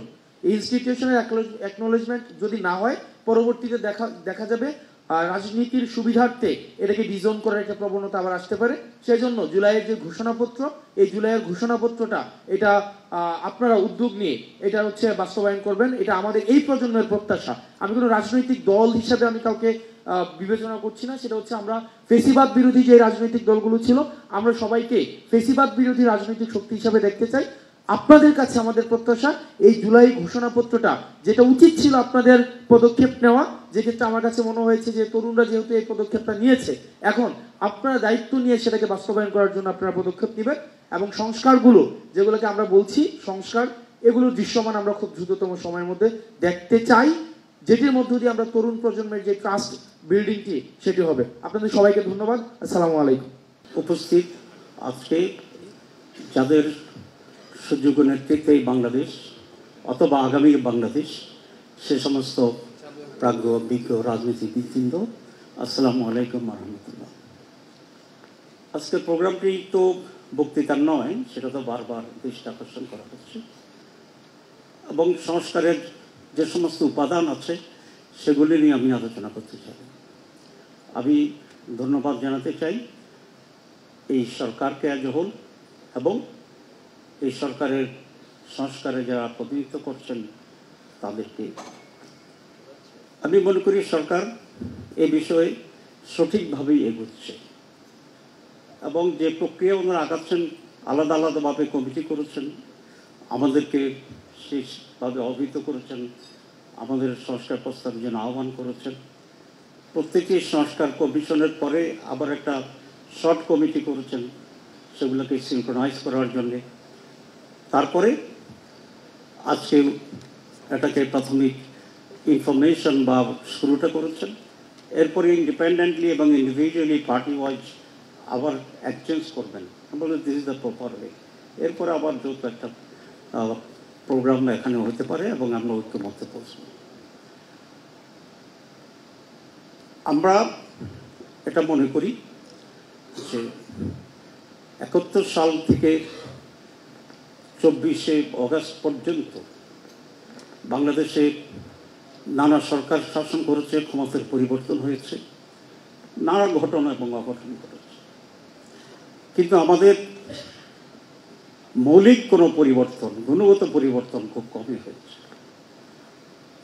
5 অগাস্টে যেহেতু একটি মহা অর্জন আমাদের হয়েছে সকলের সম্মিলিতভাবেই, এটিকে একটি আপগ্রেডেশন হিসাবে, কোয়ালিটেটিভ আপগ্রেডেশন হিসাবে গ্রহণ করে আমরা যদি পজিটিভ পরিবর্তনের দিকে সকলের ঐক্যমত্যের ভিত্তিতে অগ্রসর হতে পারি, তাহলে বাংলাদেশ কিছুটা লাভবান হবে। না হলে বিগত 54 বছরের মতো এরকম অনেক চুয়ান্ন আমাদের কাছ থেকে চলে যাবে। আমি সেই কারণে সংস্কারের যে উদ্যোগটা নিয়েছে এটাকে অত্যন্ত প্রয়োজনীয় মনে করি। এখন নির্বাচন সংস্কার, জাতীয় নির্বাচন, স্থানীয় নির্বাচনের যে কথাটি আসছে, বাংলাদেশ জামাত ইসলামী শুরু থেকেই খুব স্পষ্ট করে এটা বলেছে যে আমরা কিছু গুরুত্বপূর্ণ সংস্কার প্রয়োজন মনে করি নির্বাচনের আগে, এবং এই প্রয়োজনীয় সংস্কার করার পর যত শীঘ্র সম্ভব নির্বাচন অনুষ্ঠান করা এটা অবশ্যম্ভব। এবং মহামান্য প্রধান উপদেষ্টা বলেছেন নির্বাচন সংস্কার একসাথে চলবে। দিস ইজ আওয়ার প্রিন্সিপাল, দুটি একসাথে চলবে এবং একটি পর্যায়ে, প্রতিটি পর্যায়ে একমত হয়ে আমাদের আগতে হবে, এই জন্য যাতে করে আমরা একটা বেটার বাংলাদেশ পাই, একটা বেটার সিস্টেম পাই এবং একটি সুন্দর নির্বাচন পাই, একটি সুন্দর সরকার পাই, একটি সুন্দর রাজনীতি পাই। এবং এক্ষেত্রে রাজনৈতিক দলগুলোর ভিতরেও নিজেদের একটা সংস্কারও প্রয়োজন আছে বলে আমি মনে করি, যেটা আমরা আমাদের মাঝে সবসময় করার জন্য চেষ্টা করছি। প্রতিটি বিষয় তো আমাদের ভিতরে ঐক্যমত্য আছে, যেমন বাংলাদেশের স্বাধীনতা, সার্বভৌমত্ব; 2 টেকসই গণতন্ত্র; 3 সুষ্ঠু নির্বাচন; 4 দুর্নীতিমুক্ত বাংলাদেশ; 5 ন্যায়ের শাসন এবং সকলের জন্য ন্যায় বিচার পাওয়ার গ্যারান্টি। এই প্রতিটি বিষয় যদি আমরা ঐক্যমত্য পোষণ করতে পারি, এবং দ্বিমত পোষণ করার কোনো সুযোগ আছে আমি মনে করি না, এবং এটাকে টেকসই করা এবং বাস্তবায়ন যেভাবে হতে পারে সে পর্যায়ে যে সমস্ত সংস্কার প্রয়োজন, আমি মনে করি এখন ওই সমস্ত সংস্কারের প্রতি আমরা ঐক্যমত্য পোষণ করতে পারি। আর বাকি টোটাল যে সমস্ত সংস্কার আছে, ইটস এ কন্টিনিউয়াস প্রসেস এবং ইট মে টেক টাইম। নির্বাচিত সরকার, এটাকে যদি নিয়ত সহি থাকে আমাদের, আমরা যদি সিনসিয়ার হই, তাহলে we can carry on that. এখন খুবই গুরুত্বপূর্ণ দুটো বিষয়কে সামনে রেখে সরকার একটি জাতি গঠনের দিকে উদ্যোগ নিতে হবে, যেটি আমাদের সবচেয়ে বড় ক্রাইসিস। আমাদের বড় ক্রাইসিস হচ্ছে অনেস্টি, আমাদের বড় ক্রাইসিস হচ্ছে মোরালিটি, আমাদের বড় ক্রাইসিস হচ্ছে sense of accountability and accountability. সুতরাং একটি জাতি একটি কালচারের ভিতরে, রাজনীতি, অর্থনীতি, সামাজিক সব কালচারের ভিতরে এ সমস্ত বেসিক ভার্চুসগুলো যাতে কীভাবে আমরা আনতে পারি, এটি সকল রাজনৈতিক দলের দায়িত্ব এবং যারা যখন সরকার থাকে তাদের দায়িত্ব। সেই রকম একটি পরিবর্তিত moral based, education based, honesty based একটা ফরওয়ার্ড গোয়িং নেশন সেন্টিমেন্ট যদি তৈরি করা যায়, তাহলে আমরা আশা করি সময়ের ব্যবধানে বাংলাদেশ সঠিক জায়গায় পৌঁছবে এবং আমরা একটি সুন্দর বাংলাদেশ রেখে দিতে পারবো আমাদের নেক্সট জেনারেশনগুলোর জন্য। আমি এই কথা বলেই এই আশাবাদ ব্যক্ত করি এবং যেটাই পজিটিভ তার প্রতি জামাত ইসলামের সমর্থন আছে, এটা খুব ফ্র্যাঙ্কলি এবং ব্ল্যাঙ্কলি বলে। আর যারা 5 আগস্টে সেই 2 আগস্টের বিপ্লবে জীবন দিয়েছেন, রক্ত দিয়েছেন, ত্যাগ করেছেন, তাদের সেই ত্যাগের প্রতি শ্রদ্ধা জানিয়ে আমি আমার বক্তব্য শেষ করছি। ডিটেলস আমরা যখন কমিটি বলবে তখন আমরা বলবো ইনশাআল্লাহ। আসসালামু আলাইকুম রহমতুল্লাহ।